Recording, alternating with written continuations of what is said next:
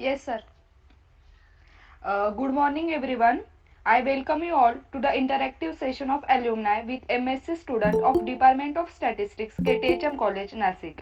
Welcome to our today's guest, Yogesh Jagtap sir, Kunal Jadhav sir, Kiran Ahire sir, Janvi Kulkarni ma'am, Pratiksha Shinde ma'am, our head of department, Dr. Ganesh Phad sir, our co-coordinator, Dr. Kalpesh Amrutkar sir, and all our department of statistics.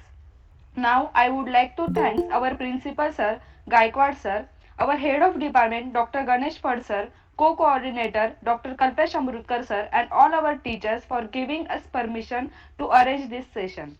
Now I hand over command to our head of department, Dr. Ganesh Phad sir, for introductory remark.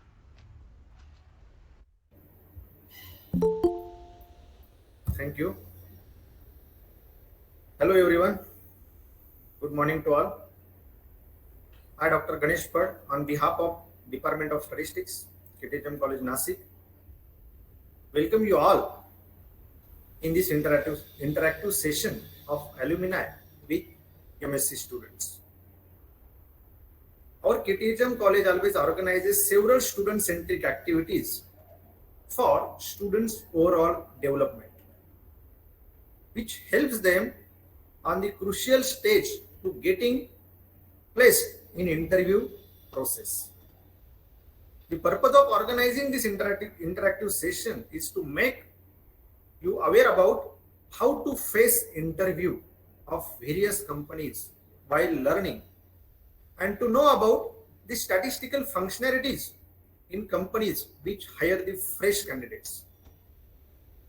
For this interactive section, we have perfect motivators with us through this online platform. They are Yogesh Jagtap, Kunal Jadhav, Kiran Ahire, Janvi Kulkarni, and Pratiksha Shinde. First of all, we are also a alumni of this department. First of all, the resource persons share their experience. Then you will be given chance to ask your difficulties and questions.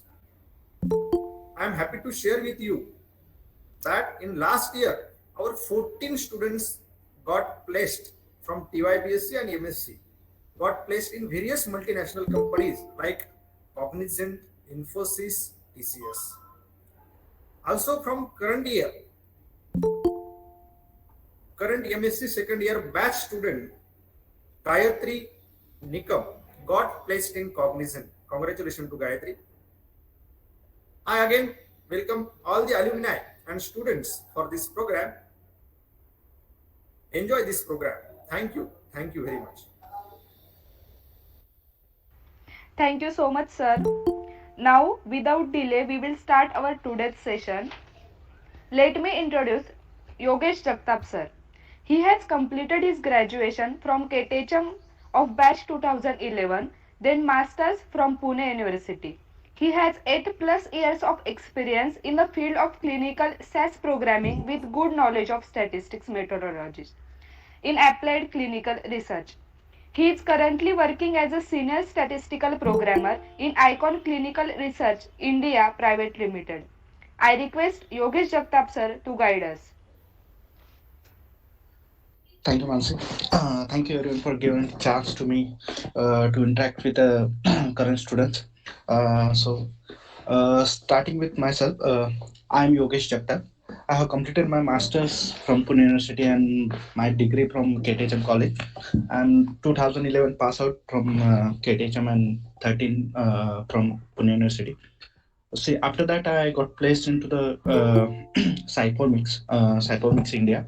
Uh, where I worked for 4 years, and after that I have changed a couple of companies. And now, basically, thing is, uh, you guys are now coming to the market. You're completing your graduation and post graduations, and now you are ready for the industry and everything there. So rather I give any session about it. I want to be I want to have this session interactively. So whatever questions you have in your mind, I'll be able to answer that with my knowledge. If not, I'll get back to you if some something is not able, I am not able to answer it, because what I feel is, uh, for cracking an interview, the main thing you need require, when someone hires a fresher, the thing is, you're not ready for a industry job yet, so they give you a training and then you start working. So you will get a training whenever you get a post, whenever you get a job in the industry, because what we learn in our academics and what we perform in a industry, there is a slight difference. So you having a knowledge about statistics is a one thing, and applying that knowledge in an industry, that is another thing. So they give you the training. So what interviewer always look for a, when they hire a fresher, one thing is how you good you are in your academics, and another thing is your confidence. If you don't show confidence in an interview, the interview, the basic thing is, you go for any kind of interview, they'll check for your how confident about you are, how confident you are about yourself. So that is the. So इंटरव्ह्यूसाठी सगळ्यात महत्वाची एक गोष्ट म्हणजे, तुम्हाला तुमचा आत्ता तुम्ही जेव्हा इंटरव्ह्यू फेस करशाल, तुम्हाला तुमचे बेसिक्स क्लिअर पाहिजे. सगळ्यात आधी तर बेसिक क्लिअर पाहिजे, म्हणजे तुम्ही ऐन टायमावर त्याचा स्टडी नाही करू शकत. बेसिक्सचा तुम्ही ब्रशअप करू शकता. एखादी नॉलेज, तुम्हाला जी गोष्ट माहिती आहे ती तुम्ही, कसं होतं over the period of time आपण एखादी गोष्ट आपल्याला माहित असते पण आपण विसरतो, म्हणून ते ब्रशअप करणं गरजेचं असतं इंटरव्ह्यूच्या आदल्या दिवशी किंवा त्या दिवशी म्हणा. आणि तुमचे जर बेसिक क्लिअर असतील तर तुम्हाला क्वेश्चन, समोरच्याचं क्वेश्चन आन्सर करायला खूप इझी पडतं. ही एक महत्वाची गोष्ट आहे. त्याच्यानंतर तुम्ही किती कॉन्फिडेंटली बोलता हे हे समोरचा जज करत असतो. आणि सगळ्यात महत्वाचं, तुम्हाला जर एखादी गोष्ट येत नसेल ना, तर चुकीचे आन्सर देऊ नका. तिथेच सांगा की मला माहित नाही. ही एक फार महत्वाची गोष्ट आहे. आणि बऱ्याच वेळा असं होतं की तुम्ही चार आन्सर करेक्ट दिले आणि एक रॉंग आन्सर दिलं ना, तर ते रॉंग आन्सर त्या 4 आन्सर पेक्षा जास्त इम्पॅक्ट करून जातं. सो तुम्हाला माहित नसेल, so straight forward say that I don't know about दिस.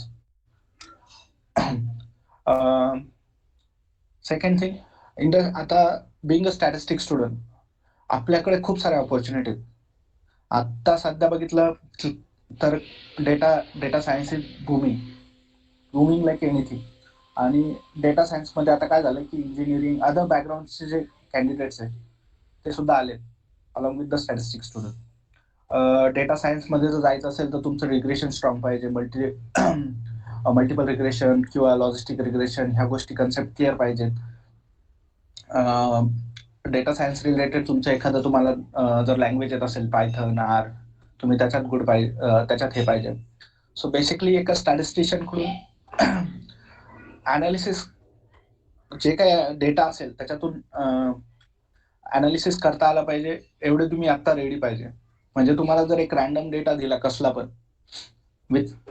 जरी हायपोथेसिस नाही दिलं तर तुम्ही त्याच्यातून स्वतःचा एक हायपोथेसिस तयार करू शकला पाहिजे सुरुवातीला. आणि आता तुम्ही फ्रेशर आहे म्हणून तुम्हाला ऍप्टिट्यूड टेस्ट देणं सगळीकडे गरजेचं असणं. त्या ऍप्टिट्यूड टेस्टमध्ये पण तुम्ही रिझनिंग, लॉजिकल आणि तुमचं इंग्लिश कम्युनिकेशन किंवा या साऱ्या गोष्टीवर पण भर दिला पाहिजे.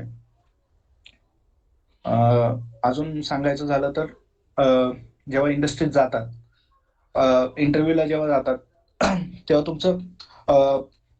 तुम्हाला स्वतः पहिले एखादे 2 मॉक इंटरव्ह्यू ऑनलाईन बघा. आपल्याकडे कंटेंट खूप आहे. आता युट्यूब, प्रत्येकाकडे स्मार्टफोन आहे आज, त्याच्यामुळे तुम्ही युट्यूबवर जाऊन तुम्ही स्वतःला कसं फेस करायचं इंटरव्ह्यूला हे पहिले बघा. कारण की ऑडिओ व्हिज्युअल जेव्हा आपण एखाद्या गोष्टीचं बघतो ना, ते आपल्याला लवकर इम्पॅक्टफुल असतं. रादर आता मी तुम्हाला काहीतरी सांगतोय त्यापेक्षा तुम्ही जर तुमच्या वर्गातच मॉक इंटरव्ह्यू घेतले, काय झालं, तर ते तुम्हाला अजून फायदेशीर होऊ शकतं. आणि इंडस्ट्रीचं सांगायचं झालं तर डेटा सायन्स झालं, क्लिनिकल रिसर्च झालं, तुमचं बिझनेस अनालिटिक्स झालं, असे खूप स्ट्रीम्स आहेत जिकडे आपलं स्टॅटिस्टिक्स यूज होतं आणि स्टॅटिस्टिक्सच्या पोस्ट असतात. सो जॉब मिळवणं, माझं असं म्हणणं आहे की एका स्टॅटिस्टिक्सच्या स्टुडंटला जॉब मिळवणं फार अवघड नाही आहे, पण तुमच्याकडे जॉब मिळवण्यासाठी स्वतःचे स्किल मार्केट करण्याची मार्केट करता आले पाहिजे तुम्हाला. सगळ्यात महत्वाचं, जोपर्यंत तुम्ही स्वतःचे स्किल मार्केट करायला नाही शिकत तोपर्यंत तुम्हाला कोणीच जॉब नाही देणार. सो तुम्ही स्वतःला माझ्याकडे काय स्किल आहेत आणि मी ते कसे प्रेझेंट करू शकतो याच्यावर जास्त भर द्या. ऍप्टिट्यूड, बाकीच्या गोष्टी बेसिक्स क्लिअर करा, कारण की एका फ्रेशर कडून जास्त काय अपेक्षित नसतं. सर्वात आधी एक काम करा, लिंक्डइन प्रोफाईल ओपन करा, start following the your seniors, super seniors, त्यांचे सिनियर्स. तुम्हाला एक बऱ्यापैकी चांगला एक्सपोजर येईल जॉब शोधताना, कारण की लिंक्डइन सारखं प्रोफेशनल नेटवर्क नाही आहे सध्या तरी. आणि लिंक्डइनवर जेवढे जॉब पोस्टिंग्स वगैरे येतात, आणि कसं असतं की जे स्टॅटिस्टिक्सचे स्टुडंट आहे, आता पुणे युनिव्हर्सिटी झालं किंवा कुठल्याही युनिव्हर्सिटी पकडा, तर त्यांच्यातले एकमेकांमध्ये खूप चांगलं अंडरस्टँडिंग अँड बॉन्डिंग आहे. सो तुम्हाला कुठेही जॉब असतील, तुम्ही कोणालाही अप्रोच केलं तर लवकर ऑपॉर्च्युनिटी मिळण्याचे चान्सेस आहेत. सो जेव्हा मी एमएससी ला होतो लास्ट सेमिस्टर, सायफॉर्मिक्स म्हणून कंपनी आहे, त्यांचा आम्हाला कॅम्पससाठी कॉल आलेला. आम्ही कॅम्पससाठी गेलो. सो तिकडे फर्स्ट अटेम्प्ट म्हणजे एक मॉक टेस्ट, एक ऍप्टिट्यूड टेस्ट दिली गेली ती. 3 राऊंड झाले, एक ऍप्टिट्यूड टेस्ट, त्याच्यानंतर टेक्निकल इंटरव्ह्यू आणि HR राऊंड. सो बेसिकली हे स्ट्रक्चर असतं जेव्हा फ्रेशर हायर करतात तेव्हा तुम्हाला most of the companies aptitude test द्यायलाच लावतात. ऍप्टिट्यूड टेस्ट मध्ये काय काय येतं, रिझनिंग येतं, तुमचं लॉजिकल थिंकिंग कसं आहे ते चेक करण्यासाठी, त्याच्यानंतर तुमचं स्टॅटिस्टिक्स रिलेटेड काही क्वेश्चन्स असतात, त्याच्यानंतर इंग्लिश रिलेटेड काही क्वेश्चन असतात, तुमची कम्युनिकेशन स्किल चेक करण्यासाठी. सो हा ऍप्टिट्यूडचा भाग झाला. त्याच्यानंतर येतो टेक्निकल राऊंड मध्ये तुमचा जो इंटरव्ह्यू असतो, तुमच्याकडे आता एका फ्रेशर कडून काय काय एक्सपेक्ट केलं जातं, तुम्ही जे काही शिकलाय ते बेसिक्स किती तुम्हाला येतं. ओके, ते बेसिक, कारण की तुम्हाला इंडस्ट्रीतलं काही माहित नसतं, त्यांचं जॉब प्रोफाईल, जे काही काम आहे ते तुम्हाला काय अजून त्याचं नॉलेज नसतं, त्याच्यामुळे ते त्याच्यात नाही जात. तर ते तुमच्या बेसिक्स अकॅडमिक्स वर विचारतात. अकॅडमिक्स किती क्लिअर आहे, तुम्हाला किती अंडरस्टँडिंग झाली आहे. त्याच्यानंतर तुमचा कॉन्फिडन्स चेक केला जातो त्या टेक्निकल राऊंड मध्ये. प्लस तुमच्या प्रोजेक्ट बद्दल, आता तुम्ही जो प्रोजेक्ट केलाय त्याच्यात काय अनालिसिस केलं, तुम्हाला प्रोजेक्टचं खरंच किती नॉलेज आहे, किंवा तुम्ही जो डेटा घेतला, जर तुम्हाला एखादी सिच्युएशन देतात, तिथे टेक्निकल सिच्युएशन दिले जाते की काय करशील, काय होईल, काय कसं बघता येईल, तुम्ही काय काय करू शकता ह्या डेटावर, सपोज असा एक प्रॉब्लेम येतात, किंवा ह्या साऱ्या गोष्टी होतात. त्याच्यानंतर थर्ड राऊंड येतो एचआर. तुम्हाला HR is basically, HR round मध्ये तुम्हाला तुमचा पर्सनल इंटरेस्ट, बाकीच्या गोष्टी, तुमचा काय करिअर ग्रोथ प्लॅन आहे किंवा काय बाकीच्या गोष्टी सगळ्या विचारल्या जातात. ते तुमचे करिअर ऍस्पिरेशन काय, किंवा तुम्ही काय तुमचं नेक्स्ट गोल काय, किंवा अशा गोष्टी विचारल्या जातात HR round. So basically the thing is की तुम्हाला पहिल्या 2 राऊंड मध्ये जर तुम्ही क्लिअर झालं तर HR round is quite easier for you. So मी जेव्हा जर्नी स्टार्ट केली सायफॉर्मिक्स बरोबर, मी 4th सेमला असताना माझं प्लेसमेंट झालं. आफ्टर माझे फायनल एक्झाम झाल्यावर मी जून 2013ला जॉईन केलं सायफॉर्मिक्स. त्याच्यानंतर मी 4 वर्ष त्या कंपनीत होतो. तिकडे मी स्टॅटिस्टिकल प्रोग्रामिंग टीमला जॉईन केलं होतं. तिकडे सॅस प्रोग्रामिंगवर आम्ही क्लिनिकल रिसर्चचा जो डेटा असतो त्याचे अनालिसिस करतात, आणि त्याचे आउटपुट्स जे असतात ते FDA ला, क्लिनिकल रिसर्च जर कोणाला माहित असेल क्लिनिकल रिसर्च बद्दल, तर ऍक्च्युली कुठलीही ड्रग मार्केट करण्यासाठी पहिले त्याचं ड्रग अप्रुव्हल घ्यावं लागतं. त्याची जी प्रोसिजर असते, तर प्रोसेसच्या खूप साऱ्या स्टेजेसमध्ये स्टॅटिस्टिक्सचा एक रोल असतो, त्या रोलमध्ये आम्ही आहोत. सो सेम फील्ड मी आता कंटिन्यू करतोय. आता ही माझी 4थी कंपनी आहे. मला ऑलमोस्ट आता क्लोज टू 9 इयर्स एक्सपिरियन्स झाला इंडस्ट्रीचा.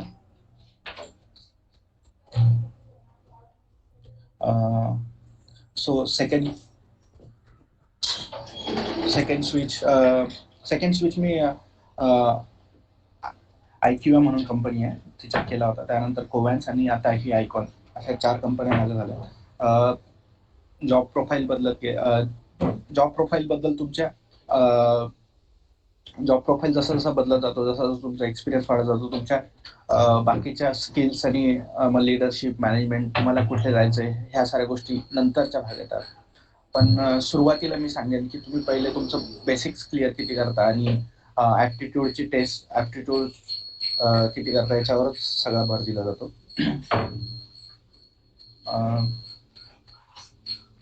Thank you, Yogesh Jagtap sir, for your tips, and this will really help us in a great way. And now we will move forward to Kunal Jadhav sir. He has completed his graduation and masters from KTHM College Nasik. He has worked as a research intern while studying MSc in Netwin Info Solutions. Then after masters, he has worked as a data analyst in Netwin Info Solutions, and now he is currently working as a senior modeling analyst at Nielsen. I request Kunal Jadhav sir to guide us. Hello everyone. ही खूप चांगली गोष्ट आहे की आपलं department आणि तुम्ही सगळे अशा गोष्टी, असे सेशन ठेवताय, अशा गोष्टी करताय. डेफिनेटली याचा तुम्हाला सगळ्यांना फायदाच होईल जेव्हा तुम्ही पुढे जॉब शोधाल. मी direct straight to the point बोलतो. सो आता तुम्ही सगळे MSc करताय, तर 3 स्टेप असतं. म्हणजे मी पण एकेकाळी MSc करत होतो आणि आता तुम्ही जिथे आहात तिथे मी पण एकेकाळी होतो. तर सगळ्यात पहिली गोष्ट तुम्ही जी केली पाहिजे, तर एक एक शांत एका ठिकाणी बसलं पाहिजे, पेन पेपर घेतला पाहिजे आणि लिहून काढलं पाहिजे की तुम्हाला कसा जॉब पाहिजे, कोणता जॉब पाहिजे. ओके. कारण कसं आहे की वेगवेगळ्या फील्ड्स आहे. जसं क्लिनिकलची फील्ड आहे, फायनान्स आहे, मार्केटिंग आहे. नंतर वेगवेगळ्या टाईपच्या कंपन्या आहे, जशा आता स्टार्टअप कंपन्या आहे आणि MNCs आहे आणि स्टॅटिस्टिक, म्हणजे खूप वाईड रेंजच्या डोमेनमध्ये यूज केलं जातं. तर सगळ्यात पहिली गोष्ट तुम्ही तीच केली पाहिजे. आणि प्रत्येक फील्डच्या वेगवेगळ्या प्री रिक्वेसाइट असतात. फॉर एक्झाम्पल, आता जर क्लिनिकल म्हटलं, जसे योगेश सरांनी सांगितलं, क्लिनिकल फील्डमध्ये तुमचं सॅस जास्त यूज केलं जातं. रिग्रेशन मॉडेल्स असतात. नंतर तुमचं क्लिनिकल ची जी प्रोसेस आहे ती तुमची थेअरी, ते सगळं गोष्ट क्लिअर पाहिजे. नंतर फायनान्स झालं, तर फायनान्समध्ये रिग्रेशन मॉडेल, लॉजिस्टिक जास्त यूज केलं जातं. पायथन, आर आणि काही मोठ्या कंपन्यांमध्ये सॅस पण यूज केलं जातं. नंतर मार्केटिंगची फील्ड आहे, तर मार्केटिंग डोमेनमध्ये पण पायथन यूज केलं जातं. एक्सेल पण भरपूर यूज केलं जातं. आणि अशा वेगवेगळ्या फील्ड आहे. तर सगळ्यात पहिले तुम्ही जे केलं पाहिजे, आता तुम्ही जिथे आहे, तर एकदा शांत बसून की तुम्हाला कोणता जॉब करायचा आहे आणि त्या जॉबसाठी तुमच्याकडे आता कोणत्या कोणत्या स्किल असल्या पाहिजे, एकदा लिहून काढलं पाहिजे आणि त्या डायरेक्शननी तुम्ही प्रिपरेशन आता स्टार्ट केलं पाहिजे. कारण फक्त MSc करून जेव्हा तुम्ही जॉब शोधायला जाता ऍज अ फ्रेशर, तेव्हा तुमचे चान्सेस थोडे कमी होऊन जातात ऍज कम्पेअर टू जर तुमच्याकडे ह्या ऍडिशनल स्किल असेल तेव्हा. अ, अ, त्यानंतर दुसरे पण गोष्टी असतात. म्हणजे फॉर एक्झाम्पल, तुम्ही टीचिंग मध्ये पण करिअर करू शकता किंवा मग काही गव्हर्नमेंट एक्झाम पण आहे, जसं ISI, RBI पण काही स्टॅटिस्टिक मध्ये एक्झाम कंडक्ट करते. म्हणजे आपल्या फील्डमध्ये तुम्ही करिअर करू शकता. ते आय थिंक बँकिंग मध्ये असतं आणि अजून पण आहे गव्हर्नमेंट एक्झाम. तर सगळ्यात पहिले तुम्ही हे केलेलं बेटर आहे की सगळ्यात आधी लिहून काढणं की तुम्हाला काय करिअर परस्यूट करायचंय, कोणत्या फील्डमध्ये तुमचा जास्त इंटरेस्ट आहे, त्याला काय काय तुम्हाला स्किल लागणार आहे, कोणते सॉफ्टवेअर शिकवणार लागणार आहे, ह्या सगळ्या गोष्टी. त्याच्यानंतरची पुढची जी स्टेप असते ती म्हणजे क्रिएटिंग द अपॉर्च्युनिटी. तुम्ही आता फ्रेशर आहे, जसं योगेश सरांनी सांगितलं की आता आपल्या फील्डमध्ये पण भरपूर वेगवेगळ्या फील्ड मधले लोक यायला लागले. जसे इंजिनिअरिंग वाले येत आहे, MBA वाले येत आहे. तर कुठेतरी आपल्याला एक कॉम्पिटिशन क्रिएट होते. पण आपल्याला फायदा असा आहे की आपण मागच्या 5 वर्षापासून स्टॅटिस्टिक्स शिकतोय. ओके. सो त्याचा तुम्ही ऍडव्हान्टेज घेतला पाहिजे. आणि अपॉर्च्युनिटी क्रिएट करणं खूप इम्पॉर्टंट आहे त्या केसमध्ये. तर सगळ्यात पहिली गोष्ट म्हणजे तुमचा रिझ्युमे. म्हणजे मी जितके इंटरव्ह्यू घेतले आहे आणि जितके माझे कलिग आहे वेगवेगळ्या कंपन्यांमध्ये, तर सगळ्यात पहिली गोष्ट जी होते ती म्हणजे आम्ही रिझ्युमे बघतो. प्रोसेस कशी असते की एच आर कडे रिझ्युमे येतात आणि एच आर त्यातले काही रिझ्युमे त्याच्या क्रायटेरियानुसार टेक्निकल पर्सनकडे पाठवतो. तो मॅनेजर असू शकतो किंवा मग टीम लीडर असू शकतो किंवा सिनियर कोणी असू शकतो जो तुमचा इंटरव्ह्यू घेणार असेल, आणि तो पर्सन सिलेक्ट करतो की मला कोणाचे इंटरव्ह्यू घ्यायचे असं. ओके. वेगवेगळ्या कंपन्यांचं वेगवेगळं असतं पण मोस्टली असंच होतं.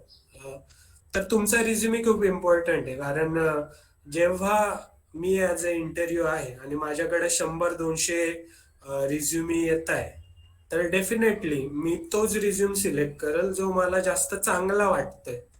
आणि अगेन जो रिझ्युमी माझ्याकडे सगळ्यात आधी येतोय, तर तुम्हाला तुमच्या रिझ्युमीवर वर्क करायचंय. मी जितकं बघितलंय तर मुलं रिझ्युमीवर वर्क नाही करत जास्त. त्यांचं जस्ट कोणत्या तरी आजोबांच्या जमान्यातला रिझ्युमे असतो, नाव, फोन नंबर, पत्ता, ते सगळं. तर तुम्ही थोडं सर्च करा नेटवर. मी वाटलं तर माझा रिझ्युमे पण उफाडे सरांशी शेअर करत, म्हणजे तुम्हाला थोडी आयडिया येईल की रिझ्युमे कसा बिल्ड केला पाहिजे. आणि आम्ही जेव्हा युनिव्हर्सिटी म्हणजे मी जेव्हा MSc ला होतो, तेव्हा आम्ही असा 4-5 क्लासमध्ये मुलांनी काही मिळून एक अशी नाही का जॉब सर्च करायसाठी एक कमिटी सारखं केलं होतं, ज्याच्यात आम्ही एव्हरी वीक अशी एक लिस्ट बनवायचो की कोणत्या कोणत्या कंपन्या आहेत, त्यांना आपण कसं अप्रोच करू शकतो की ज्याने आपल्या क्लासच्या मुलांना अपॉर्च्युनिटी भेटेल. तर ती पण तुम्ही ऍक्टिव्हिटी करू शकता.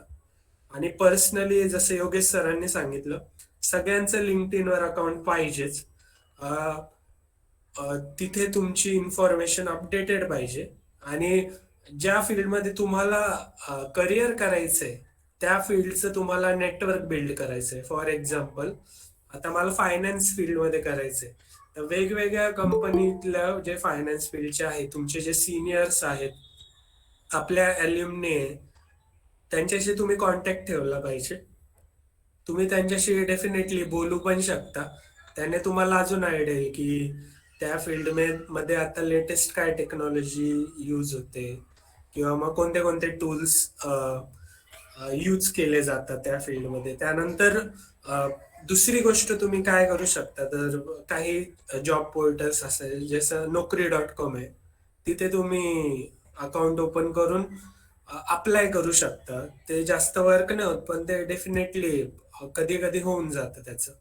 त्यानंतर प्रत्येक ज्या मोठ्या मोठ्या कंपन्या आहेत त्यांच्या वेबसाईट्स आहे. म्हणजे फॉर एक्झाम्पल मी निल्सन मध्ये काम करतो, तर निल्सनची एक खास वेबसाईट आहे जिचं करिअर सेक्शन मध्ये तुम्ही तुमचं अकाउंट ओपन करून तिथे जस्ट अप्लाय करू शकता की आता जे जॉब अवेलेबल आहे ते. तर त्याचा पण खूप इफेक्ट होतो, कारण जेव्हा कधी पण एखादा जॉब होतो तेव्हा ते डेफिनेटली ते कन्सिडर करतात. आता हे प्रत्येक कंपनीचं डिफरंट असतं. पण आपण ऍज अ स्टुडंट प्रत्येक वेने अप्रोच केलेलं कधी पण बेटर.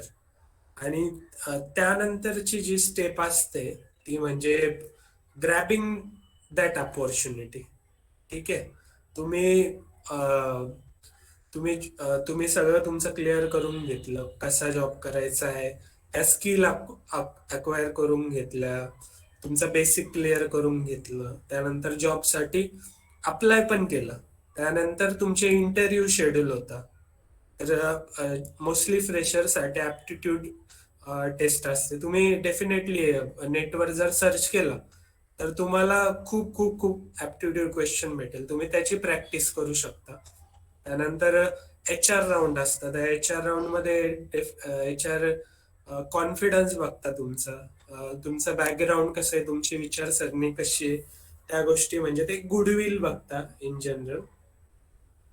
त्यानंतर तुमचे टेक्निकल राऊंड होतं, ज्याच्यात टेक्निकल पर्सन आपल्या सब्जेक्ट रिलेटेड क्वेश्चन तुम्हाला विचारतात. आणि त्यानंतर असला तर एखादा राऊंड असतो, नंतर तुमचं सिलेक्शन. 70-80% ऑफ इंटरव्ह्यू मध्ये क्वेश्चन विचारला जातो. Tell me about yourself किंवा walk me through your resume. तर मुलं डेफिनेटली काय सांगता, मला पुस्तक वाचायला आवडतं, मला क्रिकेट खेळायला आवडतं. तर तुम्ही विचार करा की जेव्हा मी 100-150 इंटरव्ह्यू घेतोय महिन्यातनं, तर मला असे आन्सर एक्सपेक्टेड असेल, मला ह्या गोष्टी एक्सपेक्टेड आहे का? तर ही तुमच्यासाठी एक अपॉर्च्युनिटी असते. आणि जेव्हा कोणी एखादा इंटरव्ह्यू असा क्वेश्चन विचारतो, तेव्हा तुमच्या हातात एक कमांड येऊन जाते इंटरव्ह्यू, की तुमच्या हातात असतं की पुढे तुम्हाला इंटरव्ह्यू कोणत्या डायरेक्शनने घेऊन जायचा असतो. कारण ऍज अ इंटरव्ह्युअर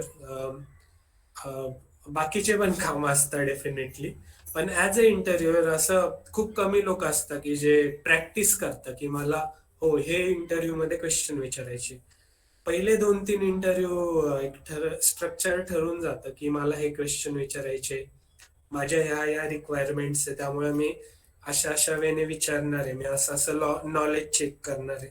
एक डेफिनेटिव्ह पॅटर्न असतो जो क्रॅक करू शकतो. तो मोस्टली जे तुम्ही बोलता ना तसे तुम्हाला क्वेश्चन विचारले जातात. ओके. जेव्हा तुम्ही असं सांगता की tail me about your self मध्ये की मी MSc केलेलं आहे, मला हे आवडतं, मला ते आवडतं, तेव्हा मग तुम्ही ती कमांड इंटरव्ह्यूच्या हातात देतो, मग तुम्हाला तो अ, त्या वेने क्वेश्चन विचारतो. पण जेव्हा तुम्ही tail me about your self मध्येच सांगता की मला मला मी इतक्या गोष्टी ट्राय आउट केलेल्या आहे, मला इतका एक्सपिरियन्स आहे, मी असा असा प्रोजेक्ट केलाय, तर तुमच्या प्रोजेक्ट रिलेटेड किंवा तुम्ही ज्या स्किल मेन्शन केल्या आहे त्याबद्दलचे तुम्हाला प्रश्न विचारायचे जास्त चान्सेस असतात. तर तुम्ही इंटरव्ह्यू द्यायच्या आधी एक रिहर्स करू शकता. मी मी तर डेफिनेट मी माझे पूर्ण आन्सर रिहर्स करायचो की काही क्वेश्चन जे आहे तर त्याचे तुम्ही रिहर्स करू शकता की tail me about your self मला विचारलं तर पहिली ओळमध्ये मी इंट्रोडक्शन करेन, दुसऱ्या पॅराग्राफ मध्ये मी मला जो एक्सपिरियन्स आहे, मला जे स्किल्स आहे, मला पायथन येतं, मला मशीन लर्निंग येतं, मला रिग्रेशन येतं, त्याबद्दल सांगेल. आणि थर्ड स्टेप मध्ये तुम्ही ऍज अ फ्रेशर आहे तर तुम्ही तुमच्या प्रोजेक्ट बद्दल थोडी माहिती सांगू शकता. तर म्हणायचा अर्थ असा आहे की तुम्ही इंटरव्ह्यूच्या पर्स्पेक्टिव्हने विचार करा की जो पर्सन माझा इंटरव्ह्यू घेणार आहे तो कसा विचार करत असेल. आणि डेफिनेटली की ज्या कंपनीत तुम्ही इंटरव्ह्यू देताय त्याबद्दल तुम्हाला थोडीफार माहिती पाहिजेच. आणि ती जी फील्ड आहे, तो जो डोमेन आहे त्याबद्दल पण तुम्ही थोडी प्रिपरेशन केलं पाहिजे. तर भरपूर गोष्टी आहे. मी बोलत राहिलो तर बोलतच राहील, पण ह्या काही स्टेप्स आहे. पहिले तर तुम्ही आता MSc आहे, तुम्ही विचार केला पाहिजे आणि त्या स्किल अक्वायर केलं पाहिजे.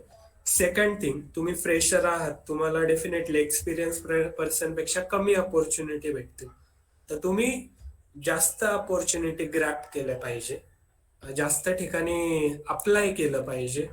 वेगवेगळे जे मीडियम आहे, लिंक्डइन झालं, जे जॉब पोर्टल्स आहे, तुमचे कनेक्शन हे केले पाहिजे, वाढवले पाहिजे. आणि तिसरी गोष्ट की तुम्ही असं इंटरव्ह्यूचं एक नीट विचार करून प्रिपरेशन केलं पाहिजे. तुमचं बेसिक डेफिनेटली क्लिअर पाहिजे. म्हणजे आता कसं आहे ना की प्रत्येक फील्डमध्ये एक स्ट्रक्चर सेट आहे नाही का, की ज्या मोठ्या कंपन्या आहेत ते एक स्ट्रक्चर फॉलो करतात. डेफिनेटली स्टार्टअप मध्ये तुम्ही जास्त शिकू शकता. पण सपोज आता ज्या फील्डमध्ये मी काम केलंय त्याबद्दल बोलायचं झालं तर फायनान्समध्ये झालं, तर फायनान्समध्ये बँक्समध्ये तुम्हाला ऑपॉर्च्युनिटी असतं, रिस्क अनालिस्ट असतं, डेटा अनालिस्ट असतं, क्रेडिट रिस्क अनालिस्ट असतं, अशा वेगवेगळ्या पोस्ट असतात ज्याच्यात तुम्ही अप्लाय करू शकता. मोस्टली लॉजिस्टिक रिग्रेशन यूज केलं जातं. काही कंपन्या आता पायथनकडे जास्त कंपन्या शिफ्ट होत आहेत.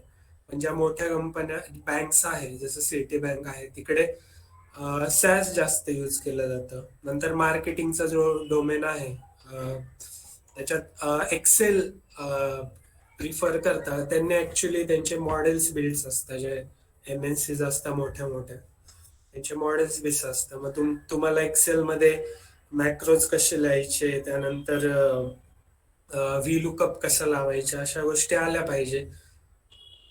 पायथन प्लस पॉइंट्स आहे, कारण ज्या क्लायंट बेस्ड कंपन्या आहेत तिथे पण पायथन, म्हणजे आता मोस्टली जास्त मी जितकं बघितलंय माझ्या एक्सपिरियन्स नुसार, पायथन इज वे टू गो.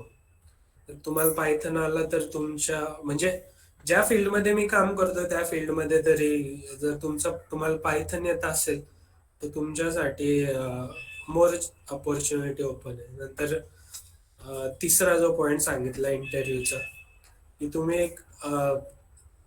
तुम्ही इंटरव्ह्यूचं एक प्रॉपर प्रिपरेशन केलं पाहिजे. की जसं युट्यूबवर पण तुम्हाला भेटेल, तुम्ही पुस्तकं वाचा, आर्टिकल्स वाचा, ब्लॉग वाचा, की इंटरव्ह्यूला कसं फेस केलं पाहिजे, आणि त्यावेळी तुम्ही प्रिपेअर करू शकता.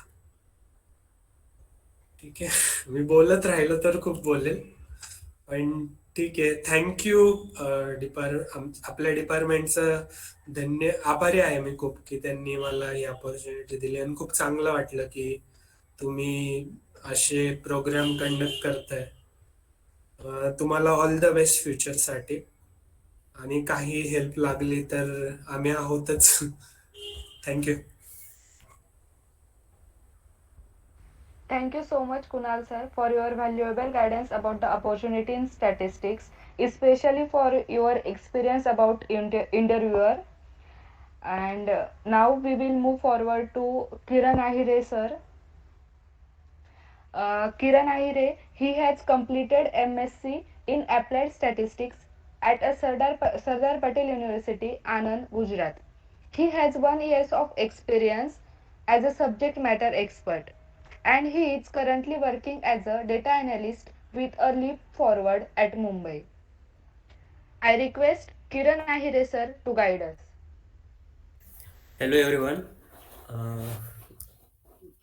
कुणाल सर आणि योगेश सरांनी बरंच काही सांगितलेलं आहे, म्हणजे सिमिलर तेच बऱ्यापैकी फॉलो करायचं आहे. जसं की ॲज अ फ्रेशर तुम्ही सुरुवातीला म्हणजे काय म्हणता, आपल्याला जॉब ऑपॉर्च्युनिटी कशा मिळतील. ओके, लिंक्डइन हे प्रोफाईल आहे ज्याच्यात तुम्ही क्रिएट करू शकता, म्हणजे त्याच्यात खूप काही ऑपॉर्च्युनिटी असतात. तर ते कसं तिथे लिंक्डइनवरती एक्सपिरियन्ससाठी भरपूर ऑपॉर्च्युनिटी असतात त्याच्यावर. म्हणजे माझा एक्सपिरियन्स सांगतो मी. आणि ॲज अ फ्रेशरला थोडंसं नसतं त्याच्यावर. पण त्याच्या अजून 2-3 प्लॅटफॉर्म आहे, जसं की Naukri.com आणि इंडेड. इंडेडवरती पण भरपूर असं ॲज अ फ्रेशरसाठी भरपूर ऑपॉर्च्युनिटी असतात तिथे पण. तुम्ही तिथे पण प्रोफाईल क्रिएट करू शकता. आणि नंतर जे झालं इंटरव्ह्यू प्रिपरेशन. इंटरव्ह्यूसाठी काही नाही, म्हणजे बेसिक स्टॅटिस्टिक्स जरी व्यवस्थित केलं, बेसिक स्टॅटिस्टिक्स आणि एक्सेल आणि पायथॉन, म्हणजे माझं करंट वर्क जे आहे ते एक्सेल आणि पॉवर BI वरती आहे.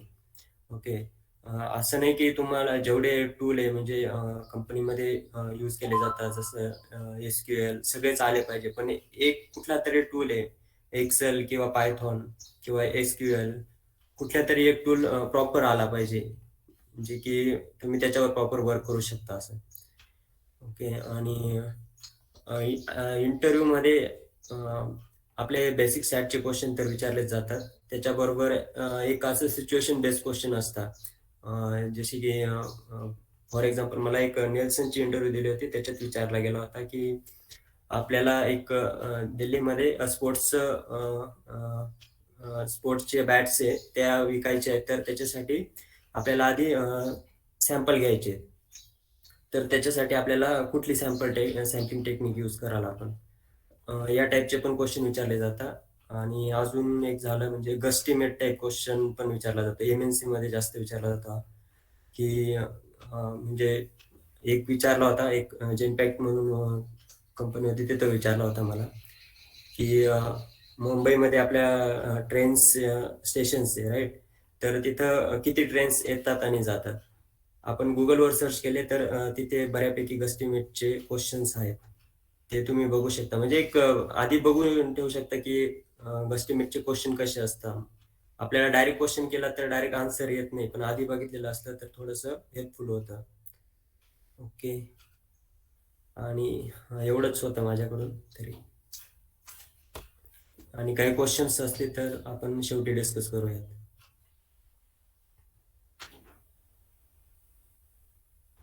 Thank you, sir, for sharing your experience with us.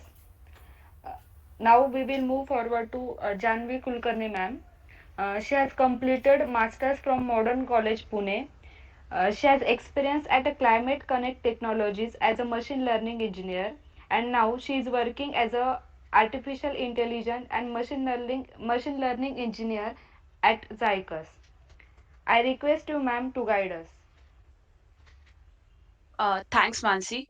So, first of all, good afternoon, everyone. So, most of the times, what happens, uh, uh, we are not clear about our vision, what we are not clear about where we want to go. So, my vision was clear, right from my graduation, that I want to go in the field of data science. So, I started taking online courses regarding the same. So, during the lockdown, I felt like it was a great opportunity because I was able to utilize that time for completing my courses, as there was only 3 to 4 hours of online lectures of my college, and after that, whatever the time was there, I used to utilize it for those online courses. So for these online courses, there are various organizations such as Coursera, Udemy. Then most useful is YouTube, as it is free of cost, and you can like opt from one course to another, depending upon whatever the type of content is available, or your understanding, in which kind of there are different types of people who explain about the theoretical concepts of machine learning. Then there are few people who explain about the coding perspective of the machine learning or deep learning things are there. So uh, by using these available resources, I did some of the courses related to data science, Python, then applied time series, and other things.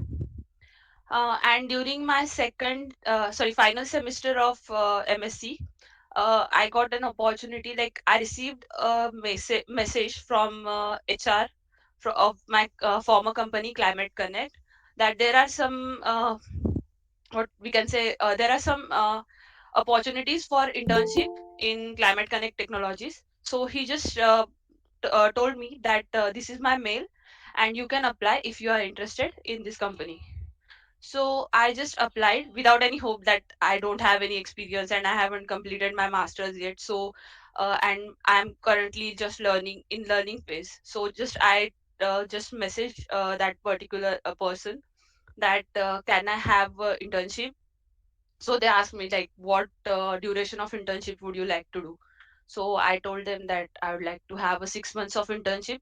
I thought that at least I'll just have 6 months of experience of internship, then I'll see what to go where to go next. So this was my perspective. And then they just told me that, yeah, we'll be having some opportunities as an intern, but for that purpose you will have to first clear our assessment. So for the assessment, they gave me their data. The data set was related to weather and solar power generation. So using that data, I had to forecast the solar energy for a particular duration. So now what happens? The real-time data and the data that we use, in the courses, or whatever we see that online Kaggle platforms are there. So those data and the real-time data, there is a huge difference in both the cases. Real-time data has number of anomalies. There are number of outliers. There are various type of fluctuations, volatility, that we call it as volatility. So we have to handle these things while working there. So it was quite challenging to complete that assignment, but I took help of different type of websites. However, one thing was there, I didn't copy anything from online websites, and actually the data was from their own company, so no online site consisted of anything related to that. So I just took help of few of the similar type of work cases, use cases. and tried modeling it and tried to obtain the forecast. Then I sent that forecast to them, and depending upon them, that they chose, they gave me an opportunity for the next round. So I was selected for the next round, and the next round was the interview session. So there, for the interview session, as I was already studying in Masters of Statistics, so the interviewer told me that I know you should be knowing statistics as you are doing masters in statistics. So I'll firstly ask you related to data science. So he firstly asked me about what do you so he firstly asked me that tell me something about yourself. Like as Kunal sir and Yogesh sir mentioned, that the question was like tell me something about yourself. So I told the interviewer that I'm currently a MSc student of Modern College Pune, and I have done some of the courses from Coursera and Udemy, and I have keen interest in data science. So he also asked me regarding my projects, like during my courses. The one thing that is important is that number of projects that you do, and also what kind of projects you do. Like people usually tend to mention in their resume that they have done Titanic project, Cars project, and different types of projects. So I would just like to mention this Iris or Cars projects. These are really a beginner level projects, so never mention these projects in your resume, because this shows that what we can say, this shows the interviewer that how naive you are, like that you don't have that particular understanding of these things, that these kind of projects should not be mentioned in your resume, because these are literally a beginner level project. Like what we can compare it to is like in schools we first learn abcd, then we learn the word formation, then we learn the sentence formation, and then we start writing paragraphs and then essay. So these particular projects, that is iris or cars dataset or titanic dataset, these are kind of a beginner level practices that are being offered by different communities, such as kaggle is there, hacker earth is there, hackathon.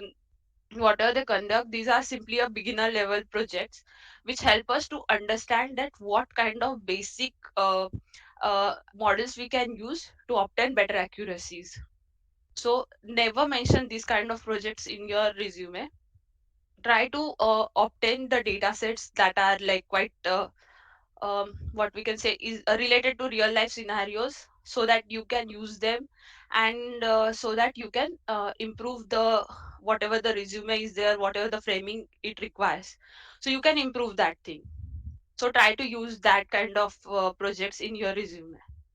So while he asked me regarding my resume, so he asked me regarding the projects I have done. So my interview's maximum part consisted of the projects I did. So he asked me thoroughly about what type of data I used, what kind of methodologies I used, what accuracy I got, and how I came to the conclusion that this particular model works better, or why I use that particular algorithm. So but basically he that my interviewer wanted to know that why I have chosen this particular algorithm for this particular data set. So I had done around 4 projects for machine learning. So maximum of my interview went in that particular part.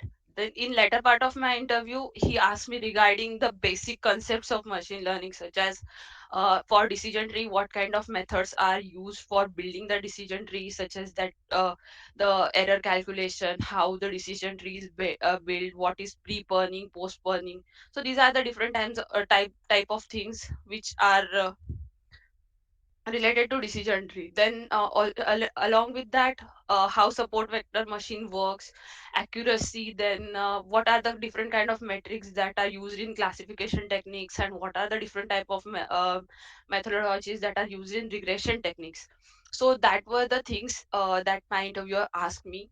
Along with that, he also asked me, as my company, that is Climate Connect Technology, it is related to solar and wind power forecasting. So forecasting is related to time series. So my interviewer also asked me regarding the time series data, how we check the stationarity of the data, how the various things that are basic things that we do for the time series data set, manipulations and different things. Along with that,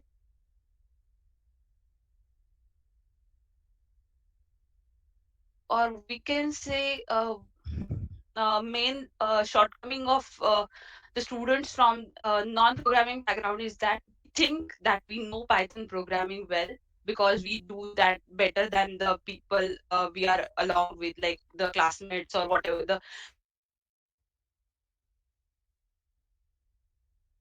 reality. We are actually really what I can say, we are almost poor in Python programming when we enter in industry, because the programming level that we have is very of very beginner level.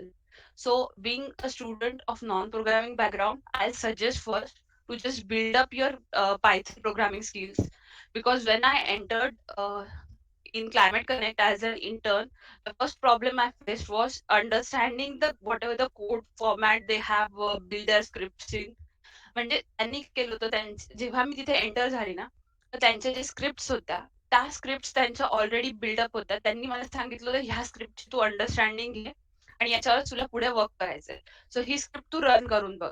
आता पहिला problem तेव्हा काय येतो, script तर run होऊन जाईल, पण ती स्क्रिप्ट समजून घेणं इज मोर कॉम्प्लिकेटेड. जर तुम्हाला ऍक्च्युअल प्रोग्रामिंग बॅकग्राऊंड नसणार आहे, तर ती स्क्रिप्ट कशी समजून घ्यायची इथपासून सुरुवात असते. मग ह्या सगळ्या गोष्टी तुम्हाला शिकाव्या लागतात. सो त्यासाठी थोडंसं फोकस आहे ना तुमच्या प्रोग्रामिंग वरती जर तुम्ही केला ना, तर तुमच्यासाठी खूप बेटर राहील, कारण तुम्हाला स्टॅटिस्टिक्स ऑलरेडी येतं आणि हे त्या लोकांनाही माहिती असतं. जर तुम्हाला डेटा सायन्स मध्ये जायचं असेल, तर थोडा प्रोग्रामिंग वरती फोकस करा. म्हणजे मी असं नाही म्हणत आहे की तुम्ही एकदम प्रोफेशनल लेवलचं एकदम लाईक कोडर वगैरे असलं पाहिजे, असं नाही. But at least try to understand the basic concept of programming. So after that त्याच्यानंतर मग तुम्हाला एवढंच असेल की थोडंसं तुमच्या कम्युनिकेशन स्किल्स वरती फोकस करा, की लाईक बेसिक कम्युनिकेशन तुमचं झालं म्हणजे तुम्हाला करता आलं पाहिजे. Like as Yogesh sir and Kunal sir mention, की तुमचा कॉन्फिडन्स, परत तुमचे थोडंसं कम्युनिकेशन स्किल जर तुमचं बिल्डअप असेल प्रॉपरली, तर तुम्ही ते इंटरव्ह्यूज जरा कॉन्फिडन्सनी फेस करू शकाल. कारण कसं होतं, मोस्ट ऑफ द टाइम तुम्हाला सगळं येत असतं. इनफॅक्ट यू आर लाईक तुमच्याकडे एकदम 100% स्किल सेट्स अवेलेबल असतात त्या पर्टिक्युलर रोलसाठी. पण प्रॉब्लेम काय होतो, जेव्हा तुम्ही इंटरव्ह्यू देता, तुम्ही एक्स्ट्रीम लेव्हलवर नर्व्हस होतात. नर्व्हस झाल्यामुळे खूप वेळा असं होतं, की समोरच्यानी क्वेश्चन वेगळा विचारलेला असतो, तुम्ही त्याचं काहीतरी वेगळंच समजता आणि उत्तर काहीतरी वेगळंच देतात. तर याचा खूप वाईट म्हणजे तुमचं म्हणतात पुअर इम्प्रेशन जातं त्या पर्सन समोर. सो ह्या अशा काही छोट्या-छोट्या गोष्टी असतात ना, त्या लक्षात ठेवून मग इंटरव्ह्यूच्यासाठी प्रिपेअर करायला पाहिजे. तर कॉन्फिडन्स बिल्डअप कसा होईल? तर तुम्ही तुमच्या ग्रुप्समध्ये जेव्हा कम्युनिकेट करतात, तर इतर गोष्टी डिस्कस करण्यापेक्षा तुम्ही ह्या सगळ्या गोष्टी डिस्कस करा. तुम्ही स्वतःचे ग्रुप्स असे प्रॉपरली फॉर्म करा, की एक जण तुम्हाला क्वेश्चन विचारेल आणि बाकीच्यांनी ट्राय करा, की तुम्ही त्याचे आन्सर द्याल विथ कॉन्फिडन्स. आणि एक तर तुमच्यासाठी ही खूप चांगली गोष्ट आहे, की KTHM कॉलेज तुम्हाला कॅम्पस प्लेसमेंट वगैरे ऑर्गनाइज करून देतंय. परत हे डिस्कशन सेशन्स वगैरे ऑर्गनाइज करून देतंय. कारण की आम्ही जेव्हा मॉडर्न कॉलेजमध्ये होतो, एक तर तेव्हा लॉकडाऊन लागलेलं होतं. त्या पिरियडमध्ये आणि आम्ही होपही नव्हतो करत, की आम्हाला कॉलेजमधनं प्लेसमेंट मिळेल किंवा काही होईल. तर मॅक्सिमम ऑफ द स्टुडंट्स जे आम्ही प्लेस झालोय, आम्ही सगळे ऑफ कॅम्पस इंटरव्ह्यूनीच झालोय. तर मग तुम्हाला ती एक अपॉर्च्युनिटी आहे, की तुम्हाला कॉलेजमधनं कॅम्पस प्लेसमेंट अवेलेबल करून दिले जातात ते. आणि त्याही व्यतिरिक्त जर एक बाय चान्स असं असेल, की खूप वेळा काय होतं, की कॉलेज ज्या कंपनीज आणतंय, तर त्या कंपनीजमध्ये तुम्हाला नसेल जायचं. पण केवळ कॉलेज त्या कंपनी आणतंय म्हणून तुम्ही तिथे अप्लाय करताय.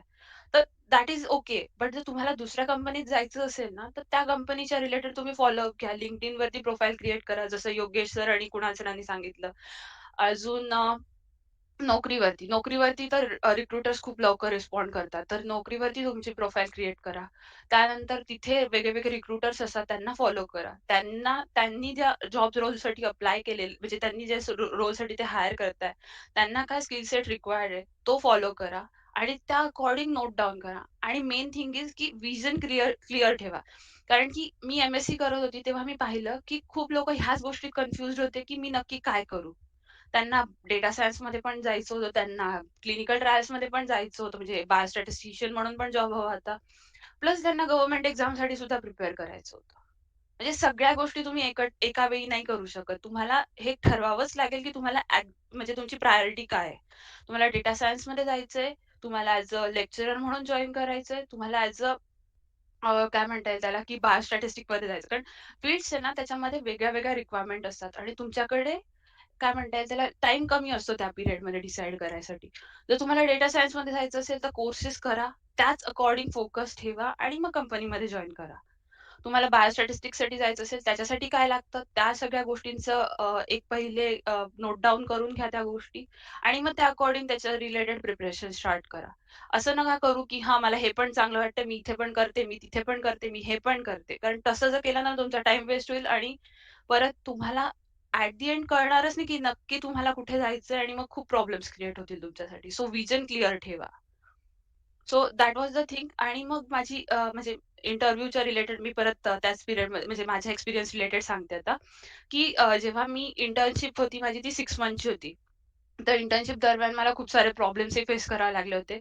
तर म्हणजे आता सीन काय झाला होता, की माझं प्रोग्रामिंग बॅकग्राऊंड नव्हतं आणि त्यामुळे मग त्या स्क्रिप्ट समजायला थोडासा प्रॉब्लेम येत होता. मग नंतर हळू स्क्रिप्ट्स वगैरे समजायला लागल्या. त्याच्यानंतर मग मी थोडं हँड्स ऑन पण घेतलं Pythonवरती. वेगळे कोर्सेस केले Pythonच्या रिलेटेड YouTubeची हेल्प घेतली. त्यानंतर मग 6 मंथची इंटर्नशिप जशी संपायला आली माझी, माझं इकडे मास्टर्स पण म्हणजे संपतच आलेलं होतं. तर मास्टर्स संपलं आणि त्याच्यानंतर मग तिथेच मला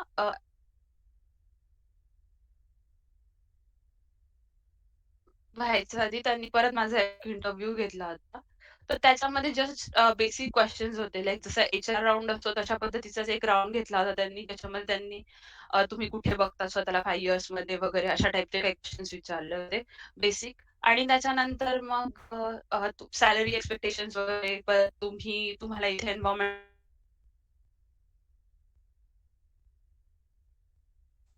तर मग as a full time employee मी क्लायमेट कनेक्टमध्ये जॉब केला. तर अराउंड आता 8 मंथ्स होतील मला क्लायमेट कनेक्टमध्ये जॉब करून आणि आता मी Zycusमध्ये जॉइन करणार आहे ॲज अ एआय-एम-एल इंजिनियर. तर Zycusमध्ये मी जेव्हा अप्लाय केलं म्हणजे Zycusमध्ये सिलेक्शन होण्याच्या आधी मी अराउंड 200 टू 300 ठिकाणी ॲप्लिकेशन्स पाठवलेले होते LinkedInच्या थ्रू. आणि असं नाही झालंय, की असं म्हणजे मी एक पण पर्सन नाही बघणार, की लाइक माझ्यासमोर तरी ॲट आलेलं नाहीये, की त्याचं रिजेक्शन नाही झालेलं आहे कुठून तरी, की लाइक हां, बुवा मी फर्स्टच अप्लाय केला आणि मी सिलेक्ट झाली. असं खूप कमी वेळा होतं आणि जर आणि अशी अपेक्षा पण ठेवू नका, की तुमचा फर्स्टच अप्लाय आणि तुम्ही लगेच सिलेक्ट होणार आहे. तर रिजेक्शन येतातच. आता मला पण भरपूर ठिकाणाहून आलं होतं, की like unfortunately your skill set doesn't match requirements वगैरे अशा टाइपचे त्यांचे मेल्स येत होते.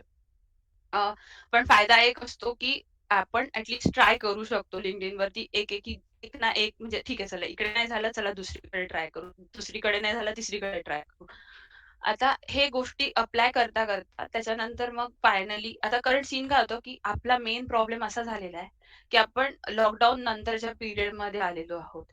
तर लॉकडाऊनच्या पिरियडमध्ये ना इतक्या लोकांनी हे डेटा सायन्सचे कोर्सेस केले, इतक्या की म्हणजे मी आमच्या सोबतच पाहिलं होतं जेव्हा मी क्लायमेट कनेक्टमध्ये जॉब करत होती. की सिव्हिल इंजिनियर होता तो मुलगा आय-आय-टी मधून झालेला आणि त्यांनी 3 महिन्याचा क्रॅश कोर्स केला होता डेटा सायन्समध्ये. पण केवळ तो आय-आय-टीचा तो हुशार असणार आहे, त्याला सगळं माहिती असणार आहे. प्लस त्याने डेटा सायन्सचा कोर्स केलाय म्हणून त्याला हायर केलं गेलं होतं. मेकॅनिकल इंजिनियर होता, त्यांनी पण डेटा सायन्सचा कोर्स केला, त्याला हायर केलं गेलेलं होतं. म्हणजे इतक्या लोकांनी त्यांच्या फील्ड म्हणतात ना शिफ्ट केलेल्या डेटा सायन्समध्ये की आपल्यासाठी प्रचंड प्रमाणात कॉम्पिटिशन निर्माण झालेली आहे. आणि ह्या लोकांना ऑलरेडी एक्सपिरियन्स 5 ते 6 वर्षाचा आहे. मग ते फील्ड स्विच करतायत. दे हॅव अ बॅकअप म्हणजे त्यांच्याकडे ती एक म्हणतो ना, की एक्सपिरियन्स तर त्यांच्याकडे असल्यामुळे ते कुठेही अप्लाय करताना आता जर तुम्ही बघाल LinkedInवरती पोस्ट, तर तिथे असतं की 6 वर्षाचा एक्सपिरियन्स तरी मिनिमम तुम्हाला रिक्वायर्ड आहे. मग अशा ठिकाणी ॲज अ फ्रेशर तुम्ही कसं अप्लाय करणार? मग ते प्रॉब्लेम्स असतात. तर मग तुम्हाला सर्च करावं लागतं, की कुठे फ्रेशर्ससाठीचे जॉब्स अवेलेबल आहे.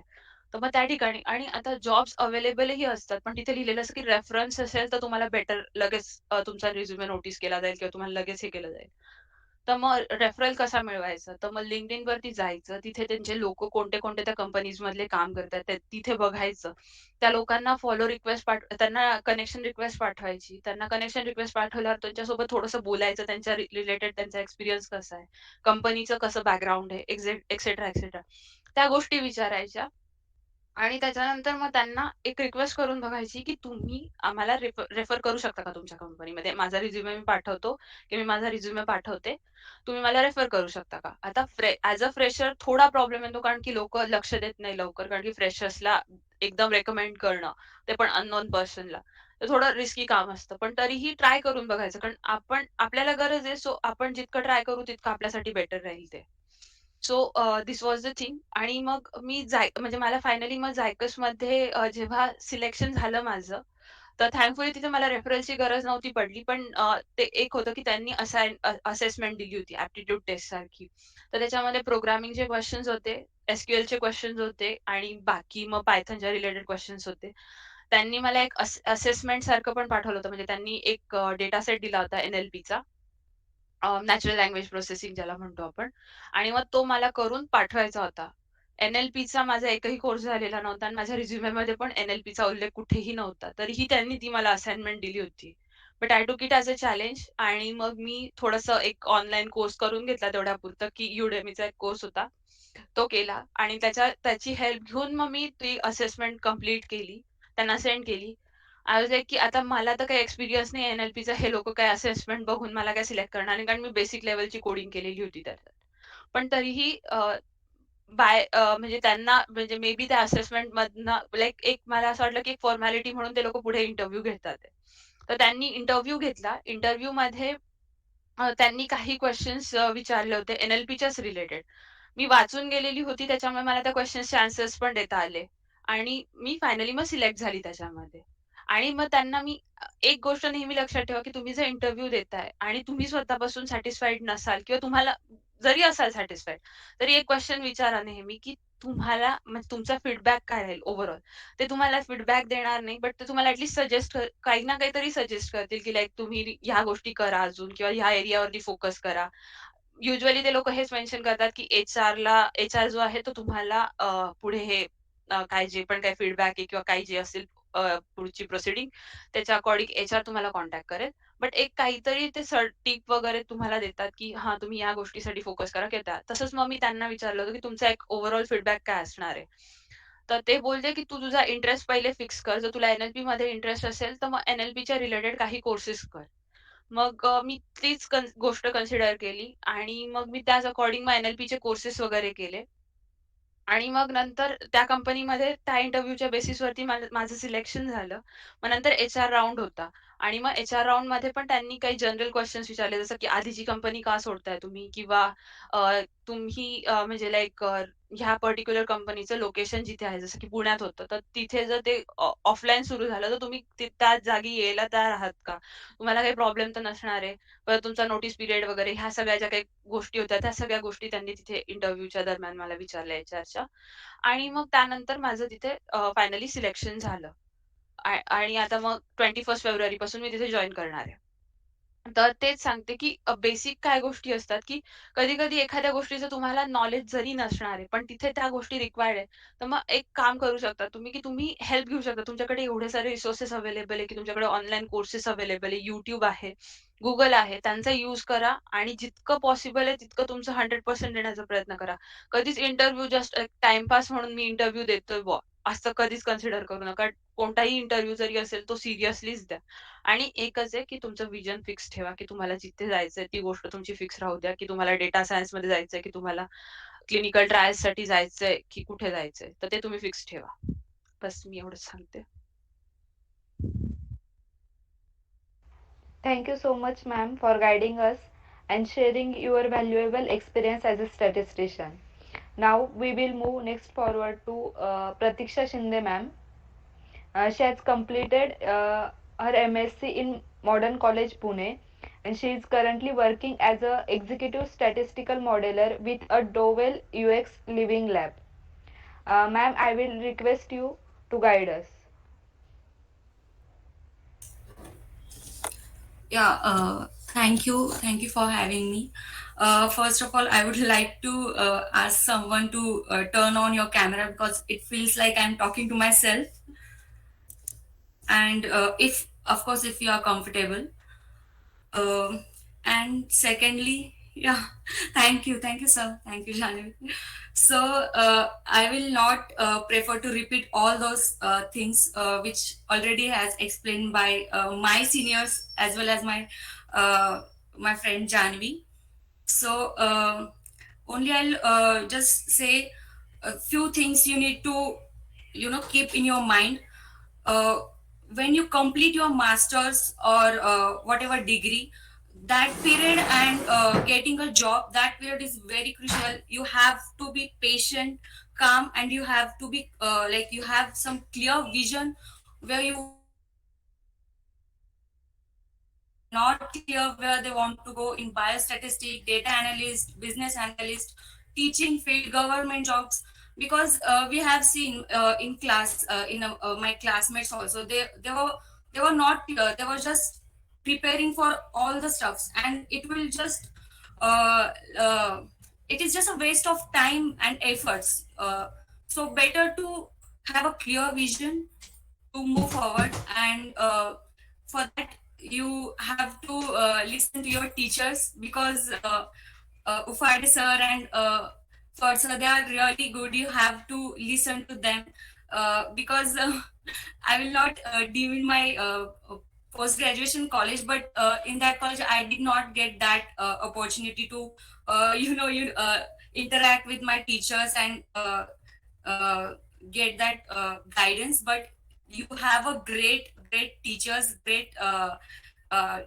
to guide you. You should get that benefit from them, and don't consider this event as an activity, or just any activity. If you really feels you want some insights from this, fruitful insights from this meeting, you should ask better question. This is the one time opportunity. You should definitely get help from this. And coming back to my experiences, I have just recently joined. It's been just 5 months. I have joined Dual UX Living Lab. So my experience working with so far is a great. So before going to I will come to my work experience. I'm working as a product designer, and where I design functions, also products. Products can be anything like web applications and mobile applications. So where I have a opportunity to speak with my directors and senior managers. So it feels really great, because their approach to design anything, because I am in a design team. So uh, I can see it is a innovative and ideation. It is more to innovation and ideation field. So if you are interested in this field, you should definitely try this, because I'm enjoying my work. You should enjoy your work. So this is the right time. You should decide what excites you, what fascinates you, which work. If you feel teaching, then go for it. If you feel analyst, then go for it. If you feel designing, then go for it. But for that, what are the skills, skills, soft skills you should develop right now? And if we talk about the skills, then I would also suggest, just don't focus on hard skills. Soft skills are equally important. Listening, then attention to detail. These are the then how you work in a team. These are the most important things you should work on, and this is a great platform. Like in college only, you can develop these things. And also one important thing, then to get the job what you desire for that, you need to go back to college. Now I'll just go back, and I'll suggest uh, you just have to be go through this procedure, that LinkedIn, make the account and update your profile. uh, Go like search for which technology, which career you want, and get that courses. Learn, everything is free now.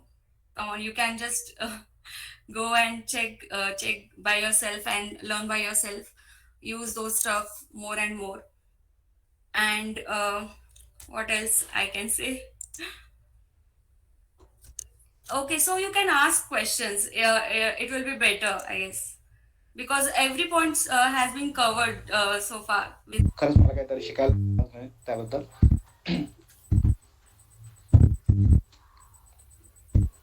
आणि एक एक अजून एक point out करेल मी. Projects खूप important आहे. म्हणजे मी पण आता फ्रेशर म्हणून जॉईन झाले, 5च मंथ झाले मला जॉईन करून.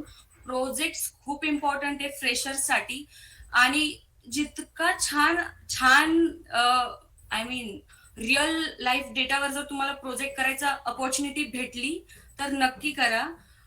मी एक कोर्स केलेला six sigma lean six sigma green belt. So त्या कंपनीमध्ये मला अपॉर्च्युनिटी भेटली की रिअल लाईफ डेटावरती काम करायची. आणि फॉर्च्युनेटली माझ्या वडिलांच्याच कंपनीच्या डेटावरती त्यांनी चूज केलं की प्रोजेक्ट करायला. आणि तो एक बेस्ट पॉइंट ठरला माझ्या रिझ्युमे मध्ये सुद्धा. पुढे मला त्याचा खूप फायदा झाला, कारण ते खूप इंटरेस्टिंग वाटलं पुढे ज्या लोकांनी इंटरव्ह्यू घेतला त्यांना सुद्धा. सो प्रोजेक्ट्स खूप इम्पॉर्टंट आहे. तुम्ही प्रोजेक्ट्स मध्ये काय करता, तुम्ही अक्षरशः स्वतः एक एक वर्ड डेटापासनं तर अनालिसिस काय केलंय, अपॉर्च्युनिटी स्कोप सगळं सगळं तुम्हाला माहिती पाहिजे. जस्ट रिपोर्ट लिहिणं म्हणजे प्रोजेक्ट नाही. तुम्ही ऍक्च्युली फर्स्ट पॉइंट पासून लास्ट पॉइंट पर्यंत प्रोजेक्ट जगला पाहिजे तुम्ही. प्रोजेक्ट खूप महत्वाचा आहे. आणि इंटरव्ह्यू मध्ये फ्रेशर्सला मोस्टली प्रोजेक्ट वरतीच क्वेश्चन्स विचारले जातात. तुम्ही फक्त बोलायचं नाही मी ही टेस्ट अप्लाय केली, रिग्रेशन वापरलं, हे त्यांना इंटरेस्ट नसतो. त्यांना ते तुम्ही लिहिलंय ते त्यांना दिसतंय ते. तुम्ही ऍक्च्युली काय एफर्ट्स घेतले त्याच्यामध्ये, जर जितकं प्रोजेक्ट बद्दल जास्त छान तुम्हाला बोलता येईल ना, तो तुमच्यासाठी प्लस पॉइंट ठरेल. सो फोकस ऑन प्रोजेक्ट बस. आणि टेक्नॉलॉजी तर बदलतेच आहे. जसं पायथन झालं, जावा, हे नवीन नवीन वेगवेगळी कंपनी वेगवेगळी टेक्नॉलॉजी वापरते. सो मी पर्सनली नाही बॉदर करत टेक्नॉलॉजीला. पण तुमचे म्हणजे हे पाहिजे की तुम्ही अडॅप्टिव्ह पाहिजे, की फटफट तुम्ही अडॅप्ट केली पाहिजे टेक्नॉलॉजी ऑल्सो. आणि जर सॉफ्ट स्किल्स जर तुमच्या छान असतील तर तुम्ही डेफिनेटली स्टँड आउट कराल. जर 100 आलेत इंटरव्ह्यू साठी तर तुमच्या सॉफ्ट स्किल जर तुमच्या छान असतील तर तुम्ही नक्की स्टँड आउट कराल. सो त्यावरती जास्त फोकस करा. आणि कॉलेज ही एक अशी गोष्ट आहे की जिथे तुमच्याकडे प्लॅटफॉर्म आहे, जिथे तुम्ही ह्या गोष्टी डेव्हलप करू शकता स्वतःमध्ये. तुम्ही असं जान्हवीने जसं सांगितलं, group discussion must. Group discussion is the best way. तुम्ही ते ट्राय करा. छान ग्रुप्स बनवा, छान टॉपिक्स वरती बोलत चला, सेमिनार्स ठेवत चला. याने तुमचा कॉन्फिडन्स पण बिल्ड होईल आणि तुम्ही स्वतः त्या गोष्टीमधून ज्या प्रोसेसमधून जाल ते बेस्ट लर्निंग प्रोसेस आहे आपण बोलू शकतो. आणि त्याचा तुम्हाला नक्की फायदा होईल.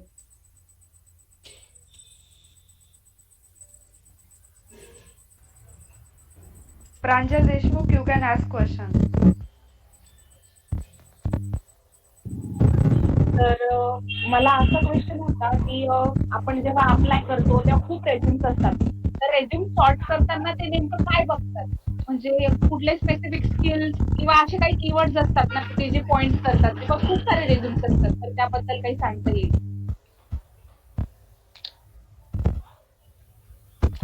सो सगळ्यात पहिले मार्केटमध्ये खूप सारे ग्रॅज्युएट अवेलेबल आहेत. ओके, सो तुमचा रिझ्युमे असा असला पाहिजे, तुमच्यापेक्षा काही युनिक, तुमचा युएसपी काय आहे, तुमचा युनिक सेलिंग पॉईंट काय आहे स्वतःबद्दलचा, तो तुमचा फिक्स असला पाहिजे. सपोज तुम्ही आता जर बॅकग्राऊंड, सो स्टॅटिस्टिक्स असण्याबरोबर तुमच्याकडे ऍडिशनल काय कोर्स, काय काय नॉलेज आहे, जसं की पायथन प्रोग्रामिंग, आर प्रोग्रामिंग, तुम्ही कोणता प्रोजेक्ट केलाय. आता कॅग, जसं जान्हवीने मेन्शन केलं, कॅगल आहे कोर्स, परत हॅकेथॉन आहे. अशा जे प्लॅटफॉर्म आहे इथे ना प्रोजेक्ट अवेलेबल असतात. तिथे रिअल टाइम डेटा असतो. आणि आपण जे अकॅडमिक्स मध्ये शिकतो, I think 99 times we take a normalise data.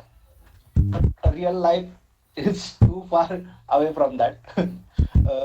Normalise data तुम्हाला कुठलाच भेटत नाही रिअल लाईफ डेटा जर तुम्ही सर्वे केला किंवा बघितला तर. सो या गोष्टी तुम्हाला तुमचा रेझ्युमे असा बिल्ड करता आला पाहिजे. आणि हा, जसं की कुणालने मेन्शन केलं की तुम्हाला तुमचा एक पॉइंट येतो की जिथे इंटरव्ह्यू स्वतः ठरवता. ही खरी वस्तू. इंटरव्ह्यूवर कसा इंटरव्ह्यू घेणं हे ठरवण्यापेक्षा तुम्ही कसा इंटरव्ह्यू द्यायचा, तुम्हाला काय येतं ना हे तुम्ही त्या इंटरव्ह्यूवरच्या, जर तुम्ही ती गोष्ट बोलला ना इंटरव्ह्यू, तुम्हाला त्याच्याचबद्दल क्वेश्चन विचारा. हा एक फार चांगला माइंडसेट असला पाहिजे की मला काय येतं हे त्या इंटरव्ह्यूवरनी मला विचारलं पाहिजे. सो इंटरव्ह्यू अशा वेळेने नेता आला पाहिजे की मला काय येत आहे. अजून कुणाला काय ऍड करायचं असेल? Hello.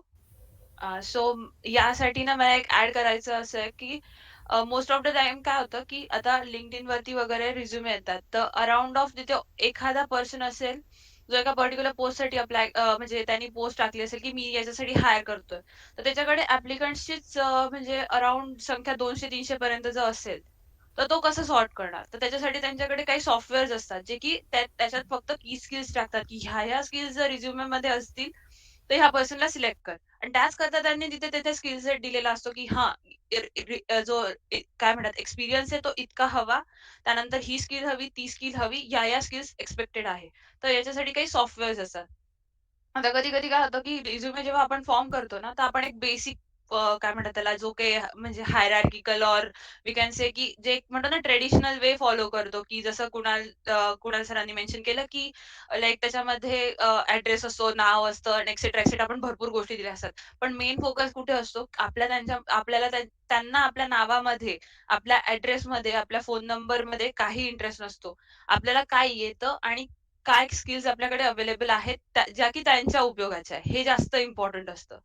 So max of the गोष्टी आहेत ना ह्या, म्हणजे ह्या आपण डोक्यात ठेवल्या पाहिजे की आपल्याला त्याच्यामध्ये हे दाखवायचं की मी किती चांगला आहे त्या पर्टिक्युलर पोस्टसाठी. तुमचं नाव वगैरे हायलाइट करण्यापेक्षा बेटर आहे की तुम्ही तुमच्या स्किल्स तिथे हायलाइट करा. आणि मेन थिंग इज की पहिले त्या स्किल्स गेन करा. कोणीच एक गोष्ट लक्षात ठेवा की शक्यतो रिझ्युमे मध्ये म्हणजे म्हणतो ना असं खोटं खोटं मेन्शन नका करू की हा मला हे पण येतं, मला ते पण येतं, मला ते पण येतं. कारण इंटरव्ह्यूअर काय म्हणजे तसं म्हटलं तर तो पर्सन मूर्ख नसतो की त्याला त्याला पण माहिती असतो, तो इतक्या वर्षांचा त्याला एक्सपिरियन्स असाच नसतो की त्याला ते तुमच्या बोलण्यावरच समजतं की ऍक्च्युअल मध्ये ह्या पर्सनला त्या गोष्टीचा एक्सपिरियन्स आहे का नाही. तर खोट्या गोष्टी शक्यतो मेन्शन करू नका. आणि बाय चान्स जर तुम्ही काही मेन्शन केलेलंच असेल, बाय चान्स नकाच करू, पण जर बाय चान्स तुम्ही मेन्शन केलं असेल तर त्याच्याबद्दल पूर्ण वाचून जा की हा पूर्ण त्याच्या रिलेटेड काय आहे, थेरॉटिकली त्याच्या रिलेटेड थोडंफार कोडिंगचं अंडरस्टँडिंग घेऊन मगच जा. पण रिझ्युमे बिल्ड करताना एवढं लक्षात घ्या की स्किल्स तुमच्या हायलाइट किती मॅक्झिमम वेनी करता येतील ते लक्षात घ्या. त्याच्यासाठी ऑनलाईन खूप सारे रिझ्युमे बिल्डर सॉफ्टवेअर अवेलेबल आहे. नोकरीवरती मी जसं सांगितलं की प्रोफाईल बिल्डअप करा, तिथे तुमचा रिझ्युमे फ्री मध्ये चेक होतो. तुमच्या रिझ्युमेला तिथे रेटिंग वगैरे पण मिळतात. आणि तुम्ही रिझ्युमे सारखा अपडेट करत राहा. वेगळ्या वेगळ्या पद्धतीचं सॉफ्टवेअर युज करून तुमचा रिझ्युमे बनवत राहा. थोडासा टाइम इन्व्हेस्ट करा त्याच्यासाठी. आय नो ते कंटाळवाणं गोष्ट आहे, पण तीच गोष्ट आहे ज्याच्यामुळे की तुम्ही सिलेक्ट व्हाल, कारण की तेच तुमचं इम्प्रेशन असेल. तुम्हाला तो पर्सन पहिले पर्सनली भेटलेला नाहीये, ना की तो तुमची पूर्ण जर्नी बघतोय. सो ती गोष्ट लक्षात घेऊन कोणतंही असे म्हणजे वेगळे जे काही अवेलेबल आहेत ना, अपडेटेड राहा की वेगळ्या वेगळ्या गोष्टींनी ते अपडेट करत राहा रिझ्युमे. आणि त्याच्या रिलेटेड तुमचा रिझ्युमे फ्री चेकअप पण केला जातो, म्हणजे त्याच्यासाठी पण अवेलेबल वेबसाईट्स आहेत, तर तो पण करून बघा की किती तुमच्या रिझ्युमेला रेटिंग्स मिळतात. ठीक आहे. मी सर्च करत होतो माझ्या मशीनमध्ये. मी तुम्हाला एक आयडियल रिझ्यूम कसा असला पाहिजे ना, ते एकदा दाखवतो. म्हणजे माझ्या कंपनीत तरी कसं असतं माहितीये का, तुम्हाला भरपूर ठिकाणी अप्लाय करावंच लागणार आहे. आणि जेव्हा तुम्हाला ती अपॉर्च्युनिटी भेटते की टेक्निकल पर्सन किंवा एचआर समोर तुमचा रिझ्युमे जातो, तेव्हा तो स्टँड आउट झाला पाहिजे.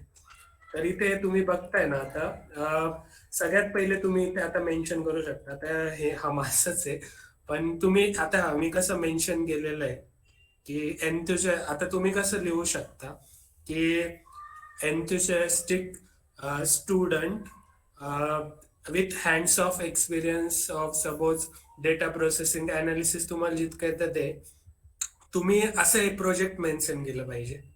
ठीक आहे. तुम्ही जितके प्रोजेक्ट करताय ते इथे मेन्शन केलं पाहिजे.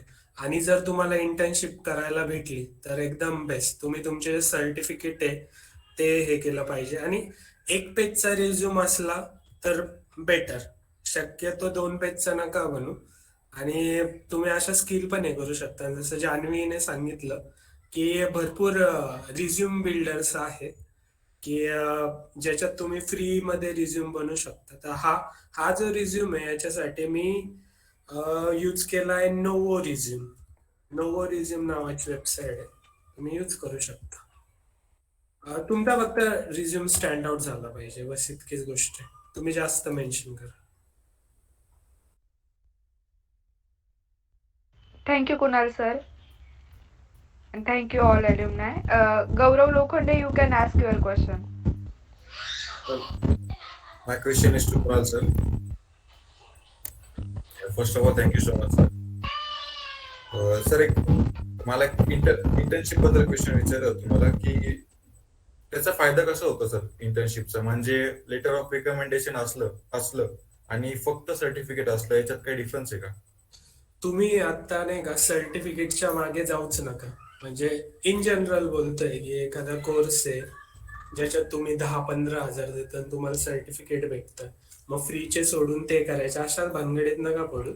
इंटर्नशिप कशी असली तर तुम्हाला फायदा काय होतो की तुमच्या जो रिझ्युमे, तुमचा जो सीव्ही किंवा तुमच्या जे आहे करिअर, त्यात तुमचा तो एक्सपिरियन्स ऍड होतो. आणि जेव्हा तुम्ही MSc करत असता तेव्हा ते बेटर आहे नाही का, की इंटर्नशिप केलेले as compared to MSc pass out झाल्यानंतर मग 2-3 महिने कमी पेवर किंवा अनपेड वर तो पिरियड वेस्ट करणं. त्यापेक्षा मग आता इंटर्नशिप केलेलं बेटर, नाही केल्यापेक्षा इंटर्नशिप केलेलं बेटर, बस. सर आणि जर लेटर ऑफ रिकमेंडेशनला तुम्ही म्हणजे कसं प्रेफर करणार?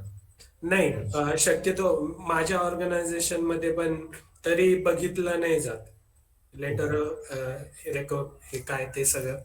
पण जर तुम्ही इंटर्नशिप केले आणि तुम्हाला त्याच्याबद्दल विचारलं तर तुम्हाला सांगता आलं पाहिजे की तुम्ही काय केलेलं इंटर्नशिप मध्ये, कोणते कसे टूल्स यूज केले, काय प्रॉब्लेम फेस केले आणि त्याचे कसे सॉल्व्ह केले. Okay, thank you so much. So I'd like to add one thing that जसं की लेटर ऑफ रिकमेंडेशन तुम्हाला हँड्स ऑन इंडस्ट्री एक्सपिरियन्स नसतो जो इंटर्नशिपमध्ये मिळतो. Internship is something equivalent to your job itself. You are working as a employee itself. So you gets on a real time data, you gets hands on a real time data and do analysis and then you perform things. And so Yes, sir. internship is anytime better than recommendation of letter. I don't know why you go for a recommendation of letter. Okay, sir.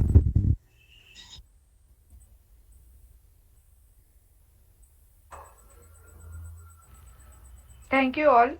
Payal Jezurkar, you can ask your question.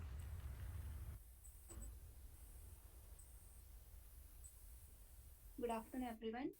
I just had some questions related not to resume and interviews, but I had a question like as Janvi ma'am said, की आपण कधी कधी आपल्याला script मध्ये problem येतो. त्याच केसमध्ये आपण ऍज अ स्टॅटिस्टिशियन आपल्याला फील्ड बॅरियर नाही. सपोज आपल्याला एखादा कॉमर्स रिलेटेड प्रोजेक्ट आला, तर त्यात आपण किती टाइम इन्व्हेस्ट करायचा, कारण आपल्याला कॉमर्स रिलेटेड काही टर्म्स माहीत नसतात. तर त्या इन्क्लूड झाल्यावर ते प्रॉब्लेम्स आपण कसे सॉल्व्ह करणार? कॉमर्स रिलेटेड प्रोजेक्ट आला इन द सेन्स कंपनीमध्ये गेल्यावर, ऑर एल्स की लाईक तू जेव्हा MSc करते, म्हणजे तुम्ही MSc करताय किंवा म्हणजे तू नक्की कॉन्टेक्स्ट काय त्या गोष्टीचा? मॅम ऍज अन आता तुम्ही जसे कोर्सेस केले तसं ऍज अ कोर्स मध्ये त्या कोर्समध्ये एक असाइनमेंट म्हणून मला जर त्या फील्ड रिलेटेड ज्याच्याबद्दल मला काहीच माहित नाही. ओके, तर मग तुम्ही त्या केसमध्ये असं करू शकता. हे बघा की तुम्ही ना काहीही म्हणजे जर त्याचं रिलेशन तुमच्या पर्टिक्युलर फील्ड ऑफ इंटरेस्टसाठी त्याचं जर काही कनेक्शन असेल ना, तर ती गोष्ट कधीच वाया जाणार नाही जर तुम्ही ती शिकली तर. मग तुम्ही त्याच्यासाठी एकच यूज करू शकता की तुम्ही ऑनलाईन सर्च करा. तुम्हाला जर नाही माहितीये तर तेच तुमच्याकडे रिसोर्सेस अवेलेबल आहे. गुगल आहे, युट्यूब आहे, भरपूर गोष्टी. किंवा एखादा पर्सन लाईक जसं आपले डिपार्टमेंट झालं, डिपार्टमेंट मधल्या एखाद्या टीचरला विचारा की सर मला या रिलेटेड प्रोजेक्ट आलेला आहे, तर मी याच्या रिलेटेड कोणत्या टीचरला विचारू शकते का? लाईक जर आपल्या कॉलेजमध्ये कोणी कॉमर्स फॅकल्टीच्या रिलेटेड जर टीचर्सचे म्हणजे कॉन्टॅक्ट असतील तर तुम्ही त्यांच्याशी जाऊन कॉन्टॅक्ट करू शकतात की ह्या फील्डच्या रिलेटेड मला थोडंफार काही अंडरस्टँडिंग मिळेल का तुमच्याकडनं, की तुम्ही मला याच्याबद्दल काही सांगू शकतात का? तर तुम्ही म्हणजे म्हणतो ना, तुम्ही ट्राय करणं, तुमचे एफर्ट्स तुम्ही किती पुट करता त्याच्या बेसिसवरती तुम्हाला त्याच्यावरती आउटपुट मिळणार आहे. सो तुम्ही गुगल वगैरे याचा यूज जर केला ना, तर ते खूप जास्त बेनिफिशियल राहील तुमच्यासाठी. कारण असं तर कधीच होत नाही की प्रत्येकच गोष्टीबद्दल प्रत्येकाला माहिती असतं. एखादी गोष्ट असतेच की जिच्याबद्दल आपल्याला माहिती नाहीये आणि मग त्यासाठी तुम्ही काय करू शकता, तर तुम्ही जे पण काही रिसोर्सेस अवेलेबल आहे त्याचा बेस्ट पॉसिबल यूज करू शकता. आणि टाइम किती इन्व्हेस्ट करायचा झालं तर एकच आहे की जर ते तुमच्या फील्डच्या रिलेटेड असेल, की तुमच्या फील्ड ऑफ इंटरेस्टच्या रिलेटेड, म्हणजे जर तो प्रोजेक्ट आहे, जर तो तुम्हाला तुमच्या इंटर्नशिपसाठी किंवा जॉबसाठी हेल्पफुल ठरणार असेल, तर तुम्ही त्याच्यामध्ये टाइम इन्व्हेस्ट करणं ते तर म्हणजे मस्टच आहे एक पद्धतीने. So, as I earlier said that learning is a never-ending process. So, being a statistics student, we don't have anything specific. We are associated with all kind of domains. Okay? Let's even from psychology, history to everything, wherever data is there, we are there. So, don't restrict yourself to learn something new. If you learn something new, that will add to your resume or that will add to your knowledge. So that's the one thing. You should never stop learning. Thank you, sir. Omkar Ahir, you can ask your question. Okay. So first of all thank you everyone for your valuable time. तर sir आता मी कुणाल जाधव यांचा resume बघितला, तर other than Python and Excel अजून कोणकोणत्या अशा वेगळ्या स्किल्स आहेत ज्याच्यानी म्हणजे डेटा अनालिस्ट किंवा बिझनेस अनालिस्ट यांना वेगवेगळे अनालिटिकल टूल्स असतात ना, तर ते अजून कोणकोणते म्हणजे आम्ही शिकले पाहिजे? हे बघा, आता मी डेटा अनालिस्टच्या फील्डमध्ये मी ज्या डोमेनमध्ये काम करतो तिथे मशीन लर्निंग त्या गोष्टी यूज केल्या. म्हणून आता जर त्या फील्डबद्दल सांगायचं राहिलं तर पायथन मोस्टली यूज होतं, एक्सेल कधी कधी होतं, आणि जर अदर दॅन ते झालं तर डेटाबेस राहतो. तर त्याच्यासाठी सिक्वेल तुम्हाला आलं पाहिजे. सोपं आहे, तुम्ही लवकर कॅच करू शकता ते, असं काही अवघड नाही. कारण डेटा जो असतो मोस्टली ऑर्गनायझेशन मध्ये डेटा हा डेटाबेस मध्ये ठेवला जातो, असं एक्सेल फाईल मध्ये नसतं. तर सिक्वेल त्या गोष्टी तुम्ही सध्या तरी याच्यावर फोकस करा. तर मी तर हेच सजेस्ट करेल की पायथन लर्न करा, एक्सेल काय ऍडव्हान्स एक्सेल शिकून घ्या. जर तुम्हाला डेटा अनालिस्ट मध्ये इंटरेस्ट असेल तर त्यानंतर जर तुम्हाला अजून पुढे जायचं, तुमचं जे बेसिक आहे ते आधी क्लिअर करून घ्या. बेसिक म्हणजे जे रिग्रेशन मॉडेल झालं, लॉजिस्टिक मॉडेल झालं, काही बेसिक क्लासिफिकेशन टेक्निक झाल्या त्या क्लिअर करू शकता. आणि खूपच पुढे जायचं असेल तर मग तेव्हा तुम्ही डेटाबेस बघा, कारण फ्रेशर म्हणून तुमच्याकडनं इतक्या पण जास्त एक्सपेक्टेशन नसतं. तुमचं बेसिक पक्का असलं, तुम्ही क्विक लर्नर असेल तर तुम्हाला तो एक ऍडव्हान्टेज असतो. तर डेटाबेस कडे जाऊ शकता. आणि अजून पुढे जायचं मग डीप लर्निंग झालं, मग टेन्सर फ्लो, NLP, इमेज प्रोसेसिंग, त्या गोष्टींना हात लावू शकता तुम्ही. पण सध्या तुला जर डेटा अनालिस्ट व्हायचंय, फायनान्स मध्ये जायचंय, तर तू बँकेचे जे डेटा सेट आहे त्यावर प्रोजेक्ट कर. मग त्यावर suppose you come across suppose some organization and they use Python, then your project should be in Python. And तू लॉजिस्टिक रिग्रेशन यूज करू शकतो, अशा गोष्टी करू शकतो. आणि डेटा क्लिनिंग पण खूप इम्पॉर्टंट पार्ट आहे. डेटा कसा क्लीन करायचा, मॉडेल कसं व्हॅलिडेट करायचं, ह्या गोष्टी तुला आल्या पाहिजे. आणि मोस्टली जेव्हा रिग्रेशन बोलतो तर रिग्रेशन मध्ये काही गोष्टी ज्या आहे ज्या फिक्स विचारल्या जातात माझ्या डोमेन मध्ये तरी, जसं डर्बिन वॉटसन टेस्ट म्हणजे काय, मल्टीकोलिनिटी म्हणजे काय, तर ह्या गोष्टी क्लिअर पाहिजे, या बेसिक आहे. MSc first student asking in chat box that is internship is necessary for a few freshers and how to apply for it, like how to search for it, and openings for that post are very less, so how to search internship? Necessary म्हणजे असं नाही होणार की तुम्ही internship नाही केली मग तुम्हाला कोणी जॉबच नाही देणार, असं नाही होणार. पण डेफिनेटली जर तुम्ही इंटर्नशिप केली तर ज्या लोकांनी इंटर्नशिप नाही केली त्यांच्या विरुद्ध तुम्हाला तो एक ऍडव्हान्टेज राहील. तुम्हाला कंपनी थोड्या वेटनी जास्त कन्सिडर करेल ऍज अ पोटेन्शियल कॅन्डिडेट म्हणून. त्यानंतर शोधायची कशी, तर मी कशी शोधली होती मी ते सांगतो. तर डे पोर्टल्स आहे, आय थिंक नोकरीवर मी शोधली होती, नोकरीवर पण येतं. त्यानंतर तुम्ही लिंक्डइनवर जे तुमच्या फील्डमध्ये जिथे तुम्हाला इंटरेस्ट आहे तिथल्या एम्प्लॉईज बरोबर पण हे डिस्कस करू शकता की जॉब आहे का अवेलेबल, इंटर्नशिप आहे का अवेलेबल. हे सगळं तर म्हणजे तुम्ही जसं जॉबला जी ऍक्शन घ्याल तीच ऍक्शन तुम्ही इंटर्नशिप साठी पण घेऊ शकता इन जनरल. आणि एक आणि हो इंटर्नशल ऍप म्हणून पण आहे, तुम्ही ते पण रेफर करू शकता. हो राईट, कॉम्पिटिशन खूप जास्त आहे पण त्यातनं काही मार्ग नाही असा की कॉम्पिटिशन अवॉइड करायचं असं काही नाही. सरळ रस्ता आहे, त्याला काही शॉर्टकट नाही. मी पण जेव्हा फ्रेशर होतो, इंटर्नशिप होतो, तेव्हा 400-500 तर कुठेच नाही गेले. 400-500 ठिकाणी तर अप्लाय केलंच होतं, तेव्हा मला जॉब लागला. आणि जेव्हा तुमच्याकडनं जो फ्रेशरचा टॅग जातो, एक्सपिरियन्स बिल्ड होतो, तेव्हा मग थोडं गोष्टी इझी होत्या. पण ॲज अ फ्रेशर तुम्हाला तितके कष्ट तर घ्यावेच लागणार आहे. आणि हा अजून एक गोष्ट आहे, भरपूर मी जेव्हा MSc ला होतो तेव्हा भरपूर माझे फ्रेंड्स होते, त्यांना जॉब लागला होता पण नाही का पॅकेज कमी होतं, तर त्यांनी ते ऍक्सेप्ट नाही केलं. मोठ्या पॅकेजसाठी वाट बघितली. तर मी सजेस्ट करेल की तुम्ही कोणी असं करू नका. जो जॉब भेटेल तिथे जॉईंट व्हा, एक्सपिरियन्स गेन करा, तुमचं कॅरेक्टर डेव्हलप होईल, तुमच्या स्किल डेव्हलप होईल आणि डेफिनेटली विदिन पीरियड तुमचा जो ड्रीम जॉब आहे तुम्हाला भेटेल. Hello, I'd like to add something to it. जसं आता इंटर्नशालाच्या रिलेटेड जसं मेन्शन केलंय किरण सरांनी, तर इंटर्नशालाचा एकच फक्त ड्रॉबॅक आहे की तिथे ना खूप केअरफुल राहा, कारण की तिथे ना म्हणतात ना की स्कॅम वगैरे सारख्या ज्या गोष्टी असतात की लाईक फेक इंटर्नशिपसाठी न्यूज टाकतात, तुमची इन्फॉर्मेशन घेतात, तुम्हाला सर्टन अमाऊंट पे करायला लावतात. तर ह्या गोष्टींच्या मध्ये बिलकुल फसू नका. तर ह्या गोष्टींची केअर तुम्ही प्रत्येक ठिकाणी घ्या.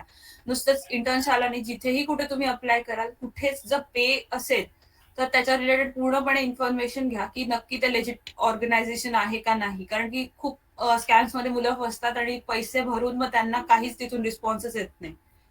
तर ह्या गोष्टींची केअर तुम्ही घ्या. आणि इंटर्नशिपसाठी अप्लाय करायसाठी ना तुम्ही एक करू शकता की तुमच्या ओळखीतले कोणी, जसं कुणाल सर आणि योगेश सरांनी आधीच सांगितलं की तुम्ही तुमच्या सिनियर्सच्या कॉन्टॅक्टमध्ये राहा. त्यांच्याकडून तुम्ही HR चे वगैरे मेल आयडी घेऊ शकता. तुम्ही रिक्वेस्ट करू शकता की जर तुमच्या इथे समर इंटर्नशिप्स अवेलेबल असतील तर आम्ही तिथे अप्लाय करू शकतो का. तर जर तसं असेल तर ते लोक तुम्हाला रिप्लाय करतात, रिस्पॉन्ड करतात ते, कारण त्यांनाही गरज असते. त्यांना इंटर्नशिपच्या दरम्यान तुमचं कॅलिबर टेस्ट करायला मिळतं. जर तुम्ही इंटर्नशिपमध्ये चांगलं परफॉर्म केलं तर ते तुम्हाला फुल टायमरची ऑफरही देतात. सो ते त्यांच्या साईडनी ते खूप जास्त काय म्हणता येईल त्यांना पण हेल्पफुल ठरतं. आणि प्लस तुम्हाला तुमच्या साईडनी एक्सपिरियन्सही मिळतो. सेकंड थिंग इज, इंटर्नशिप मध्ये सोडायचा बिलकुल विचार करू नका. पूर्ण इंटर्नशिप जर तुम्ही करणार असाल तरच इंटर्नशिपसाठी जॉईन व्हा. इंटर्नशिप, कारण मोस्ट ऑफ द टाइम काय होतं माहिती, स्टुडंट्स काय करतात 3 महिन्याची इंटर्नशिप घेतात, त्यात 1 महिना करतात, नंतर मग त्यांना ते म्हणजे म्हणतो ना एक पद्धतीने तो स्ट्रेस, तो वर्कलोड त्यांच्याकडनं हँडल होत नाही आणि मग ते ती सोडतात मध्ये. तर असं बिलकुल करू नका. याच्याने काय होतं की ज्या पर्सननी तुम्हाला रेकमेंड केलेलं आहे त्याचंही नाव खराब होतं, प्लस तुमचं पण एक पद्धतीने ते म्हणतो ना की तुम्हाला ते एक्सपिरियन्स पण कम्प्लीट मिळत नाही तिथे. तर जरी तुम्हाला तिथे स्ट्रेस लेवल आहे, तुमच्यावरती वर्कलोड जास्त, ती इंटर्नशिप ऍटलीस्ट कम्प्लीट करा, कारण तुमच्याकडे ते एक्सपिरियन्स सर्टिफिकेट येतं 3 महिन्याचं. तर ते तुमच्यासाठी खूप हेल्पफुल ठरू शकतं पुढे जाऊन. कारण की काय होतं की इंटर्नशिपसाठी तुम्हाला ओव्हरऑल एक्सपिरियन्स, बॅकग्राऊंड वगैरे असं काही एक्सपेक्टेड नसतं त्यांच्याकडनं. त्यांना एक रॉ पर्सन हवा असतो ज्याला की ते थोडंफार काही ट्रेन करू शकतील आणि त्यांचं काम कम्प्लीट करून घेऊ शकतील. सो इंटर्नशिप त्या दृष्टीने तुमच्यासाठी खूप हेल्पफुल असते की तुम्हाला डायरेक्टली इंडस्ट्रीमध्ये कशा पद्धतीचं काम होतं ह्याचा म्हणजे या गोष्टीचा खूप चांगला एक्सपिरियन्स मिळतो. आणि अप्लाय करण्यासाठी तेच की सिनियर्स वगैरे हेल्प घ्या, HRचे कॉन्टॅक्ट मिळवा, लिंक्डइन वरून अप्लाय करा. आणि ते नाही तर मग ऍटलीस्ट कॉलेजमध्ये टीचर्सला वगैरे रिक्वेस्ट करून पहा की कोणत्या कंपनीज थ्रू वगैरे कॉन्टॅक्ट झाले तर तिथे की मास रिक्रुटमेंट सारखं होतं, इंटर्न्सला घेतात ते लोक, तिथे मग त्या इंटर्न्सला ट्रेन केलं जातं आणि तिथे मग त्या इंटर्न्सला ऍज अ म्हणजे फुल टायमर पण पुढे ते हायर करतात. सो ते खूप जास्त तुमच्यासाठी हेल्पफुल आहे. सर माझा एक क्वेश्चन आहे कुणाल सर, जसं तुम्ही सांगितलं की तुमचे जे बॅचमेट होते त्यांना जॉब लागलेला होता, म्हणजे आता जसे जे ऑफ कॅम्पस इक्विपमेंट होते त्याची जी प्रोफाईल असते सर, ती स्टॅटशी रिलेटेड नसते पूर्णपणे, म्हणजे स्टॅटचा काही संबंधच नसतो त्यांचा. म्हणजे जसं सिस्टीम इंजिनियर रोल झाला तर आम्ही त्याच ऑर्गनायझेशन त्याच कंपनीमध्ये राहून आमचं जे करिअर ते शिफ्ट करू शकतो का, म्हणजे नॉन स्टॅट फील्ड कडून स्टॅट फील्डकडे?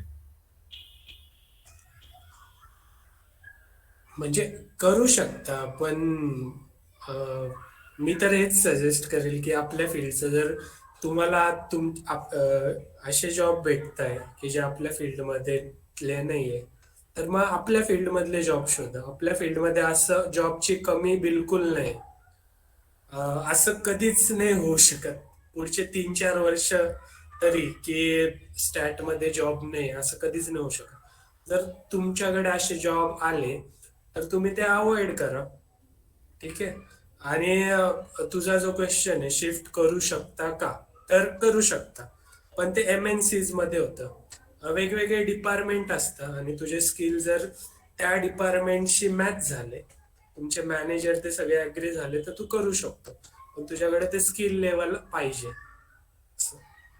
पण मी तर हेच सजेस्ट करेल की आपल्या इथलं ते उलटा घास घालण्यासारखं नाही का, की मला स्टॅटचा जॉब पाहिजे, मग मी दुसरी फील्ड निवडली, मग स्टॅटकडे गेलो, तर याच्यापेक्षा आपल्याच ओके. फील्डचं बेटर. आणि जॉब बद्दल बोलायचं झालं ना, being a statistics student, you should not worry about getting a job. Right. You will get a job, but you have to first think about how I can market my skills. Yes. कसं मराठीत एक म्हण आहे, बोलणाऱ्याचे कोळीतही विकलं जातं, न बोलणाऱ्याचे गहूही तसेच पडून राहतात. I don't know how many of you know about this. But हे तसं आहे की getting a job is all about your communication. Okay? Yes. आणि कम्युनिकेशन आणि इंग्लिशला मिक्सअप नका करू. English is a language and communication is a skill. You yes. Can language at any time of point, but skill तुम्हाला develop करावं लागतील. So कम्युनिकेशनचं skill तुम्हाला आलं पाहिजे. Thank you sir. What's more important, experience or a professional certificate? Am I audible? Aarti, please repeat your question. Yeah, sure. I wanted to ask, like, what's more important, skill, experience, or a professional certificate? Uh, Hello, Aarti. So, see, you cannot compare between the three because experience always stands out. Because professional experience, तर तू ते जर एक म्हणजे म्हणतो ना, तराजूत जर तोललं ना, तुझं जर एक्सपिरियन्स जर जास्त असेल ना, तर कधी तुला पहिले प्रिफरन्स दिला जाईल. कारण की एक्सपिरियन्स कॅन्डिडेटकडे एक्सपोजर असतं, त्याच्याकडे वेगळ्या गोष्टींचा नॉलेज असतं, त्याला एक्सपिरियन्स असतो इंडस्ट्रीचा ऑलरेडी. आणि तुझ्याकडे जर फक्त स्किल सेट आहे बट तू ते कधी अप्लायच नाही केलंय, तर ऍक्च्युअल डेटा आणि जो आपण शिकलेला डेटा असतो ज्याच्यावरती काम केलं असतं त्याच्यामध्ये ह्यूज डिफरन्स असतो. तर ती गोष्टीचा एक्सपिरियन्स तुला म्हणजे तुला एक्सपिरियन्सनीच त्या गोष्टीचं ओव्हरऑल म्हणजे आयडिया मिळते. त्याच्यामुळे तुझा एक्सपिरियन्स कधीही जास्त इम्पॉर्टंट असतो तुझ्या फक्त स्किल्स विदाउट एक्सपिरियन्स पेक्षा. Okay, but see, as an analyst say that first of all, resume is considered for Hello, interview. Aarti, your voice is not clearly audible. Okay, so it may be a network issue. एक काम करू शकतेस का, मग चॅटमध्ये तो question type करून पाठव, मग मे बी आमच्यापैकी कोणाला जर असेल तर मग ते आन्सर करतील त्याला. I would like to just add and differ from what Janvi said. So skill, experience, and what was third point? Certificate. Yeah. Don't worry about the certificates. Okay. So I'll talk about the skills and experience. If you don't have a skill, you will not get an experience. Okay. Working in industry is not an experience. If you are having a skill and you are applying those skill, then you get an experience. Okay. So skill is more important. So all other things come under your skill, your communication, your experience, how you build a resume. It is also a skill.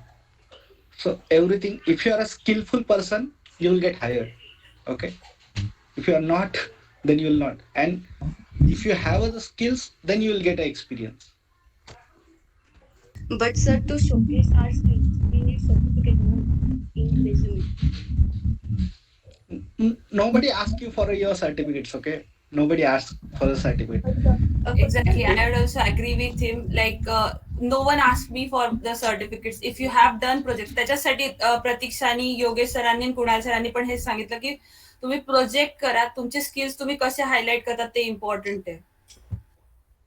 Sorry Yogesh sir, I interrupted you. You can continue. no, it's okay. That was a good point. That is what nobody asks for a certificate, okay? What you have presented in your resume, interview will think it is correct and correct and true from your side, okay? So if you are written, you have put on some point in your resume about something, so you should know about it, okay? So resume is not to give a detailed explanation, it is just to highlight what you know. So based on that, they can ask a question related to that, and they can check your skills into that particular thing. Another thing I would also like to add की जर तुमच्याकडे professional certificate घेण्या इतके जर पैसे असतील तर मग तुम्ही जॉबसाठी का अप्लाय करा. Professional certificate always cost some amount of money. तर त्याच्यामुळे तुमच्याकडे जरी सर्टिफिकेट नसेल तर याचा अर्थ असा होतो की तुमच्याकडे स्किल्स नाहीये. तुम्ही स्किल्स कुठूनही घेऊ शकता. YouTube is free. सो तुम्ही तिथून स्किल्स घेऊ शकतात. फक्त एवढंच आहे की तुम्ही ते स्किल्स आहेत हे समोरच्याला कसं शो करतात हे इम्पॉर्टंट आहे. तुम्ही मेन्शन केलं की हा मला डीप लर्निंग येतंय, पण त्यांनी तुला डीप लर्निंगचा बेसिक क्वेश्चन विचारला की न्यूरॉन जो आहे त्याचं एक बेसिक म्हणजे त्याचे जे ऍक्टिव्हेशन फंक्शन आहे त्यांच्याबद्दल शॉर्टमध्ये एक्सप्लेन कर. तुला जर त्या क्वेश्चनचं आन्सर प्रॉपरली देता नाही आलं तर मग दॅट पर्सन नो की हा या पर्सननी मेन्शन केलंय पण याला येत नाहीये त्या गोष्टीचं रिलेटेड. सर्टिफिकेट एक पद्धतीचा टॅग असतो just. Most of the times असं होतं की सर्टिफिकेट आहे पण तरी त्या पर्सनला त्याबद्दल माहिती नसते. सो सर्टिफिकेट पेक्षा स्किल्स मध्ये म्हणजे जे आहे ना त्या ऍक्च्युअल मध्ये तुम्हाला ज्या स्किल्स आहेत त्याचं अंडरस्टँडिंग घेणं जास्त इम्पॉर्टंट आहे जरी सर्टिफिकेट नसलं तरी. And I feel that if someone is demanding a money from you for some kind of job, that is scam. Don't do it. And you are living in a world of full of smart gadgets. You have everything in your hand, but you are not using it properly. That is the thing. हे माझ्यासोबत झालं होतं असं. 2 वेळेस माझ्याकडून 15,000 ची केली होती पण मी नव्हतं केलं ते. So that is तर what you don't go for a. If someone is demanding money, they are doing their business. Okay, they don't care about you. They don't care about your job. कुठलीच company So don't do पैसे it. मागत नाही आधी. Yeah. And everything is free on YouTube. Okay, everything is free on internet. So if you are using your phone just to use Instagram, Facebook, and WhatsApp, that is waste of your phone and your energy. You are having a smartphone, but you are not smart enough to use it. I can say that. या actually other thing is there की जे आपले Coursera वगैरे वरती पण courses आहेत ना तर तुम्ही त्याच्यासाठी फ्री ट्रायल सुद्धा घेऊ शकतात. लाईक कोर्सचं ऑडिट मिळतं. कारण खूप वेळा असं होतं की कोर्सेराचे कोर्सेस स्टुडंट्स करत नाही कारण त्याला एक सर्टन अमाऊंट पे करावी लागते.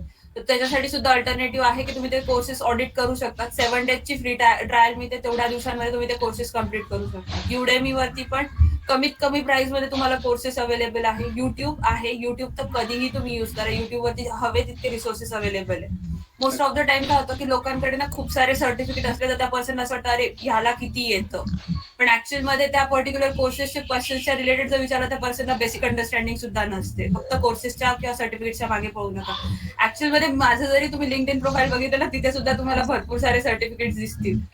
पण द फॅक्ट इज की मी ते कोर्सेस याच्यासाठी केले होते कारण माझ्या मनात तेव्हा असं होतं की अरे माझ्याकडे सर्टिफिकेट असेल तर then I will get a good kind of job आणि मला खूप चांगल्या कंपनीमध्ये जॉब मिळेल. तर तसं काही नसतं. तुमच्याकडे स्किल सेट किती अवेलेबल आहे, तुम्हाला किती त्या गोष्टीतलं डोमेन नॉलेज ज्याला आपण म्हणतो ते आहे त्याच्या बेसिसवर तुम्हाला हायर केलं जातं. एक्झॅक्टली जान्हवी, लाईक या पॉइंट वरती आपण जास्त बोललं पाहिजे की आपली काय मेंटॅलिटी होती तेव्हा जेव्हा तुम्ही MSc सेकंड मध्ये जातात ना तेव्हा तुम्ही घाबरून जातात की करायचं काय, मी हा कोर्स करू, मी तो कोर्स करू, मी हे कन्फ्युजन खूप खराब आहे. आणि ते होतं, आमचंही झालं होतं. आणि जर तुम्ही जास्त वेळ ह्या कन्फ्युजन मध्ये राहिलात ना तर टाइम वेस्ट होईल. तर आम्हाला कोणी नव्हतं सांगितलं असं की तुम्ही कन्फ्यूज न करा. आम्ही खूप जास्त वेळ कन्फ्युजन मध्ये राहिलो की अरे मला काय करायचंय, मला सिक्स सिग्मा करायचंय, मला हे करायचंय ते करायचंय. नाही, आताच ठरवून घ्या की तुम्हाला काय बनायचंय. तुम्हाला डेव्हलपर बनायचंय, तुम्हाला काय अॅनालिस्ट बनायचंय, काय काही असेल ते जे तुम्हाला वाटतं की लॉंग रन मध्ये तुम्ही तो जॉब तुम्ही बेस्ट आहे त्या जॉबसाठी, किंवा तुम्ही मोस्ट इंटरेस्ट तुम्हाला वाटतो त्या जॉबसाठी, ते फिक्स करा. कारण या गोष्टीमध्ये टाइम नक्की जातो. हे सगळे अग्री करतील की ह्याच याच्यामध्ये आपण टाइम वेस्ट करतो स्किल्स लर्न करण्यापेक्षा किंवा शिकण्यापेक्षा. आपल्याला कळत नाही की काय केलं पाहिजे, आपण त्यात जास्त टाइम वेस्ट करतो. वेस्ट नका करू टाइम, आताच ठरवून घ्या. आणि सर्टिफिकेटचं झालं ना, तर तुला सर्टिफिकेट जर हवं असेल ना, तर युडेमीचं जर सर्टिफिकेट म्हणशील ना, तर जस्ट ₹300 पे करायचे आणि तिथे जस्ट त्याचे जे आयकॉन्स असतात ना, त्याचे जर लेक्चर्सला नुसार टिक जरी केलं ना, तरी तुला congratulations, you have earn the certificate in this particular course. अशा पद्धतीने ते सर्टिफिकेट सुद्धा मिळून जाईल. पण त्या सर्टिफिकेटचा यूज किती राहील, हा त्याचा मेन गोल आहे. की तुम्हाला सर्टिफिकेट जे आहे ना, ते जस्ट याच्यासाठी की हा माझ्याकडे ही स्किल आहे, पण ती ऍक्च्युअल मध्ये आहे का हे आपल्याला स्वतःला माहिती असतं आणि ते इंटरव्ह्युअरलाही समजतं आपला इंटरव्ह्यू घेताना. सो सर्टिफिकेट तुम्हाला कसंही मिळेल, पण स्किल्सचं नॉलेज किंवा त्या पर्टिक्युलर सब्जेक्टचं डोमेन नॉलेज वगैरे हे जर तुम्हाला हवं असेल, तर त्याच्यासाठी तुम्हाला तुमचे एफर्ट्स द्यावेच लागतील. तर त्याच्यामुळे सर्टिफिकेट्स मध्ये पडू नका. आणि अशा गोष्टी तर बिलकुल करू नका, अरे हे पण कोर्सेस दिसतात, ते पण कोर्सेस दिसतात, मी हा पण करते, तो पण करते. एक पाथ ठरवून घ्या. लाईक जसं तुम्हाला जर डेटा अनालिसिससाठी जायचं असेल, तर तुम्ही एसक्यूएल शिकाल, पायथन शिकाल, आणि अजून काही सिनियर्सच्या रेफरन्सेसचे म्हणजे सिनियर्सचे तुम्हाला काही कोर्सेस रेकमेंड केले, तर ते कोर्सेस कन्सिडर करा. त्या अकॉर्डिंग मग तुम्ही पुढे कन्सिडर करा. असं कधीच करू नका की जे दिसतील ते कोर्सेस करतच जातात, त्याच्यामुळे तुमचा टाइमही वेस्ट होईल. So, talking about the free course, there is a course available from IIT Chennai on MI and AI. That is free course of 12 weeks. And if you want a certificate, it only costs you ₹1,000. Is it related to NPTEL? Swayam NPTEL, right? Yeah. आणि So, there are many platforms where the free courses are available. If you are willing to give your time, and that is what the question is. If you are willing to give your time, and if you are willing to study that.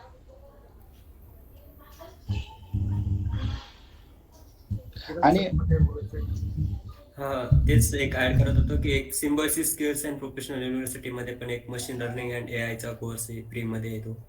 3 महिन्याचा आहे ती. आता मला एक question विचारायचं होतं. Good. कोण आहे? गायत्री. गायत्री, तुला विचारायचं क्वेश्चन? नाही सर, तुम्ही विचारून घ्या, मग मी विचारते. ठीक. जान्हवी मॅडम, मला माझा क्वेश्चन असा होता की क्लायमेट कनेक्ट ज्या कंपनीमध्ये तुम्ही सध्या काम करत आहात, ते वर्क कशा पद्धतीने चालतं, म्हणजे नक्की आपल्या स्टॅटिस्टिक्सचा उपयोग तिथे होतो का?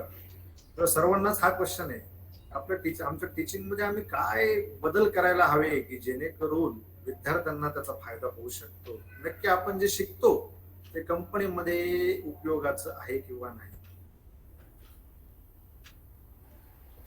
Okay, so sir, most of the time काय होतं, आता जे आपण शिकतो ते 100% युटिलाइज करू शकतो आपण डेटा सायन्सच्या फील्डमध्ये, असं नाहीये. थोड्या प्रमाणात त्याचा नक्कीच यूज होतो. जसं की आता माझी जी फील्ड आहे सोलर एनर्जी आणि विंड एनर्जी फोरकास्टिंगची, तर त्याच्यामध्ये टाइम सिरीज डेटावरती मॅक्स ऑफ द काम असतं. मग टाइम सिरीजच्या ज्या पण काही कन्सेप्ट मी MSc ला शिकली होती, जसं स्टेशनॅरिटी टेस्टिंग झालं, वेगळ्या वेगळ्या टेस्ट असतात, डिकी फुलर टेस्ट झालं, KPSS टेस्ट झालं, डेटा क्लीन कसा करायचा, ACF प्लॉट झालं, PACF प्लॉट झालं, म्हणजे एक्सप्लोरेटरी डेटा अनालिसिस जो आपण करतो पहिले डेटाचा, त्या रिलेटेड जे पण काही कन्सेप्ट मी शिकली होती त्याचं ऍप्लिकेशन मी केलं जरूर त्याच्यामध्ये. आता जसं इन्फरन्सच्या काही कन्सेप्ट झाल्या, जसं की टी टेस्ट झालं वगैरे, ह्या कन्सेप्टचा तिथे अप्लाय नाही होत.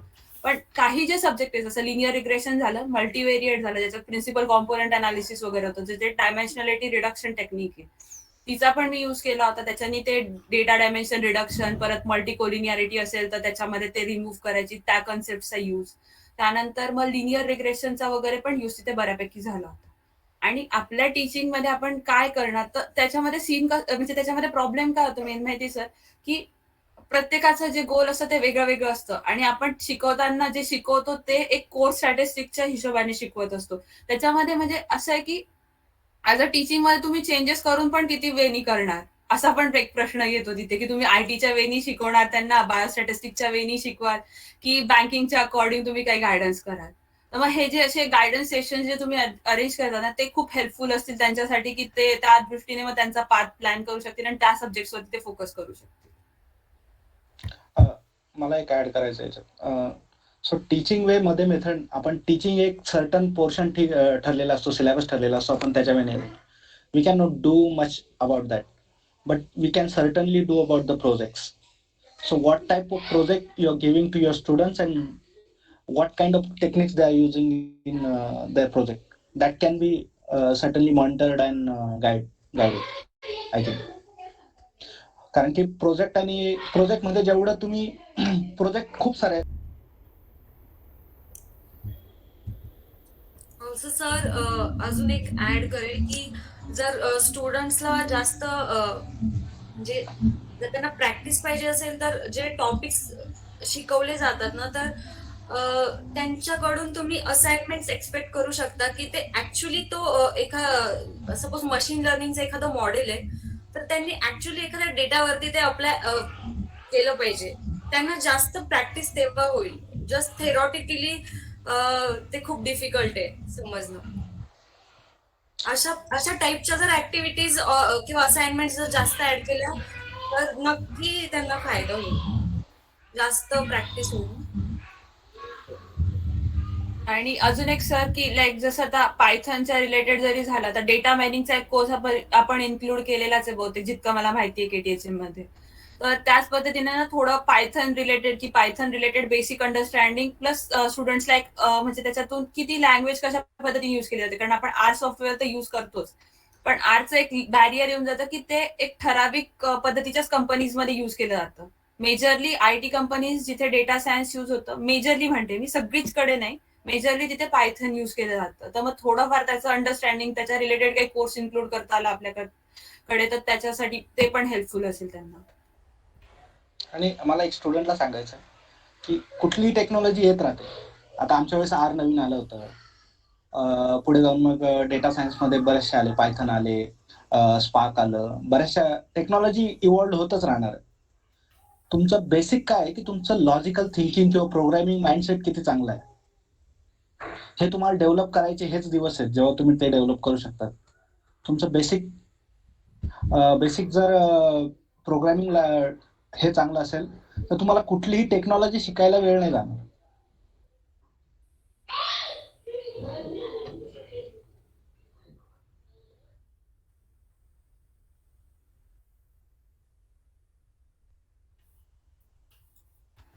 Yes sir. Hello. Hello sir. Yes sir. Yes यासाठी म्हणजे एक इम्पॉर्टंट थिंग की लिंक्डइन वरती नेटवर्किंग सुरू करणं खूप इम्पॉर्टंट आहे. जर जसे आता आम्ही काही सिनियर्स आहे तिथे असे अजून खूप आहेत. जर स्टुडंट्सने जर किंवा कॉलेजने जे काही असेल कमिटी त्यांनी जर अरेंज केलं तुम्ही एक ग्रुप लिंक्डइन वरती एक पेज ग्रुप काही फॉर्म करू शकता जिथे सगळे सिनियर्सला तुम्ही इन्व्हाइट करू शकता. मग तुमचं नेटवर्क बिल्ड व्हायला तुम्हाला मदत होईल आणि स्टुडंट्सला पण कळेल की कोण कुठल्या कंपनीमध्ये काम करतंय आणि अपॉर्च्युनिटीज जर असतील तर आम्ही त्या फॉरवर्ड करू. मग डेफिनेटली अपॉर्च्युनिटीज इन्क्रीज होतील. असं करू शकतो.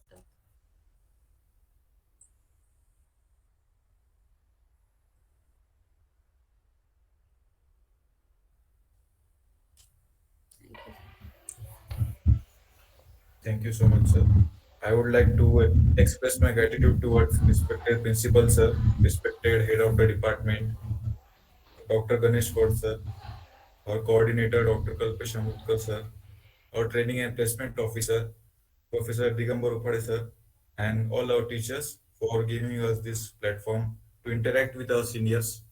And special thanks to our guests, Kiran sir, Yogesh sir, Kunal sir, Janvi madam, for taking time to guide us.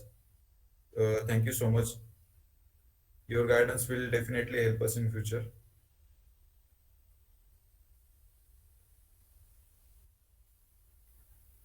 Thank you. Thank you Thank for you, having sir. us. Thank you, sir. Thank you for Thank you having for us. having us, and thank you for giving me this opportunity to interact with students. It was a quite learning process. Yeah.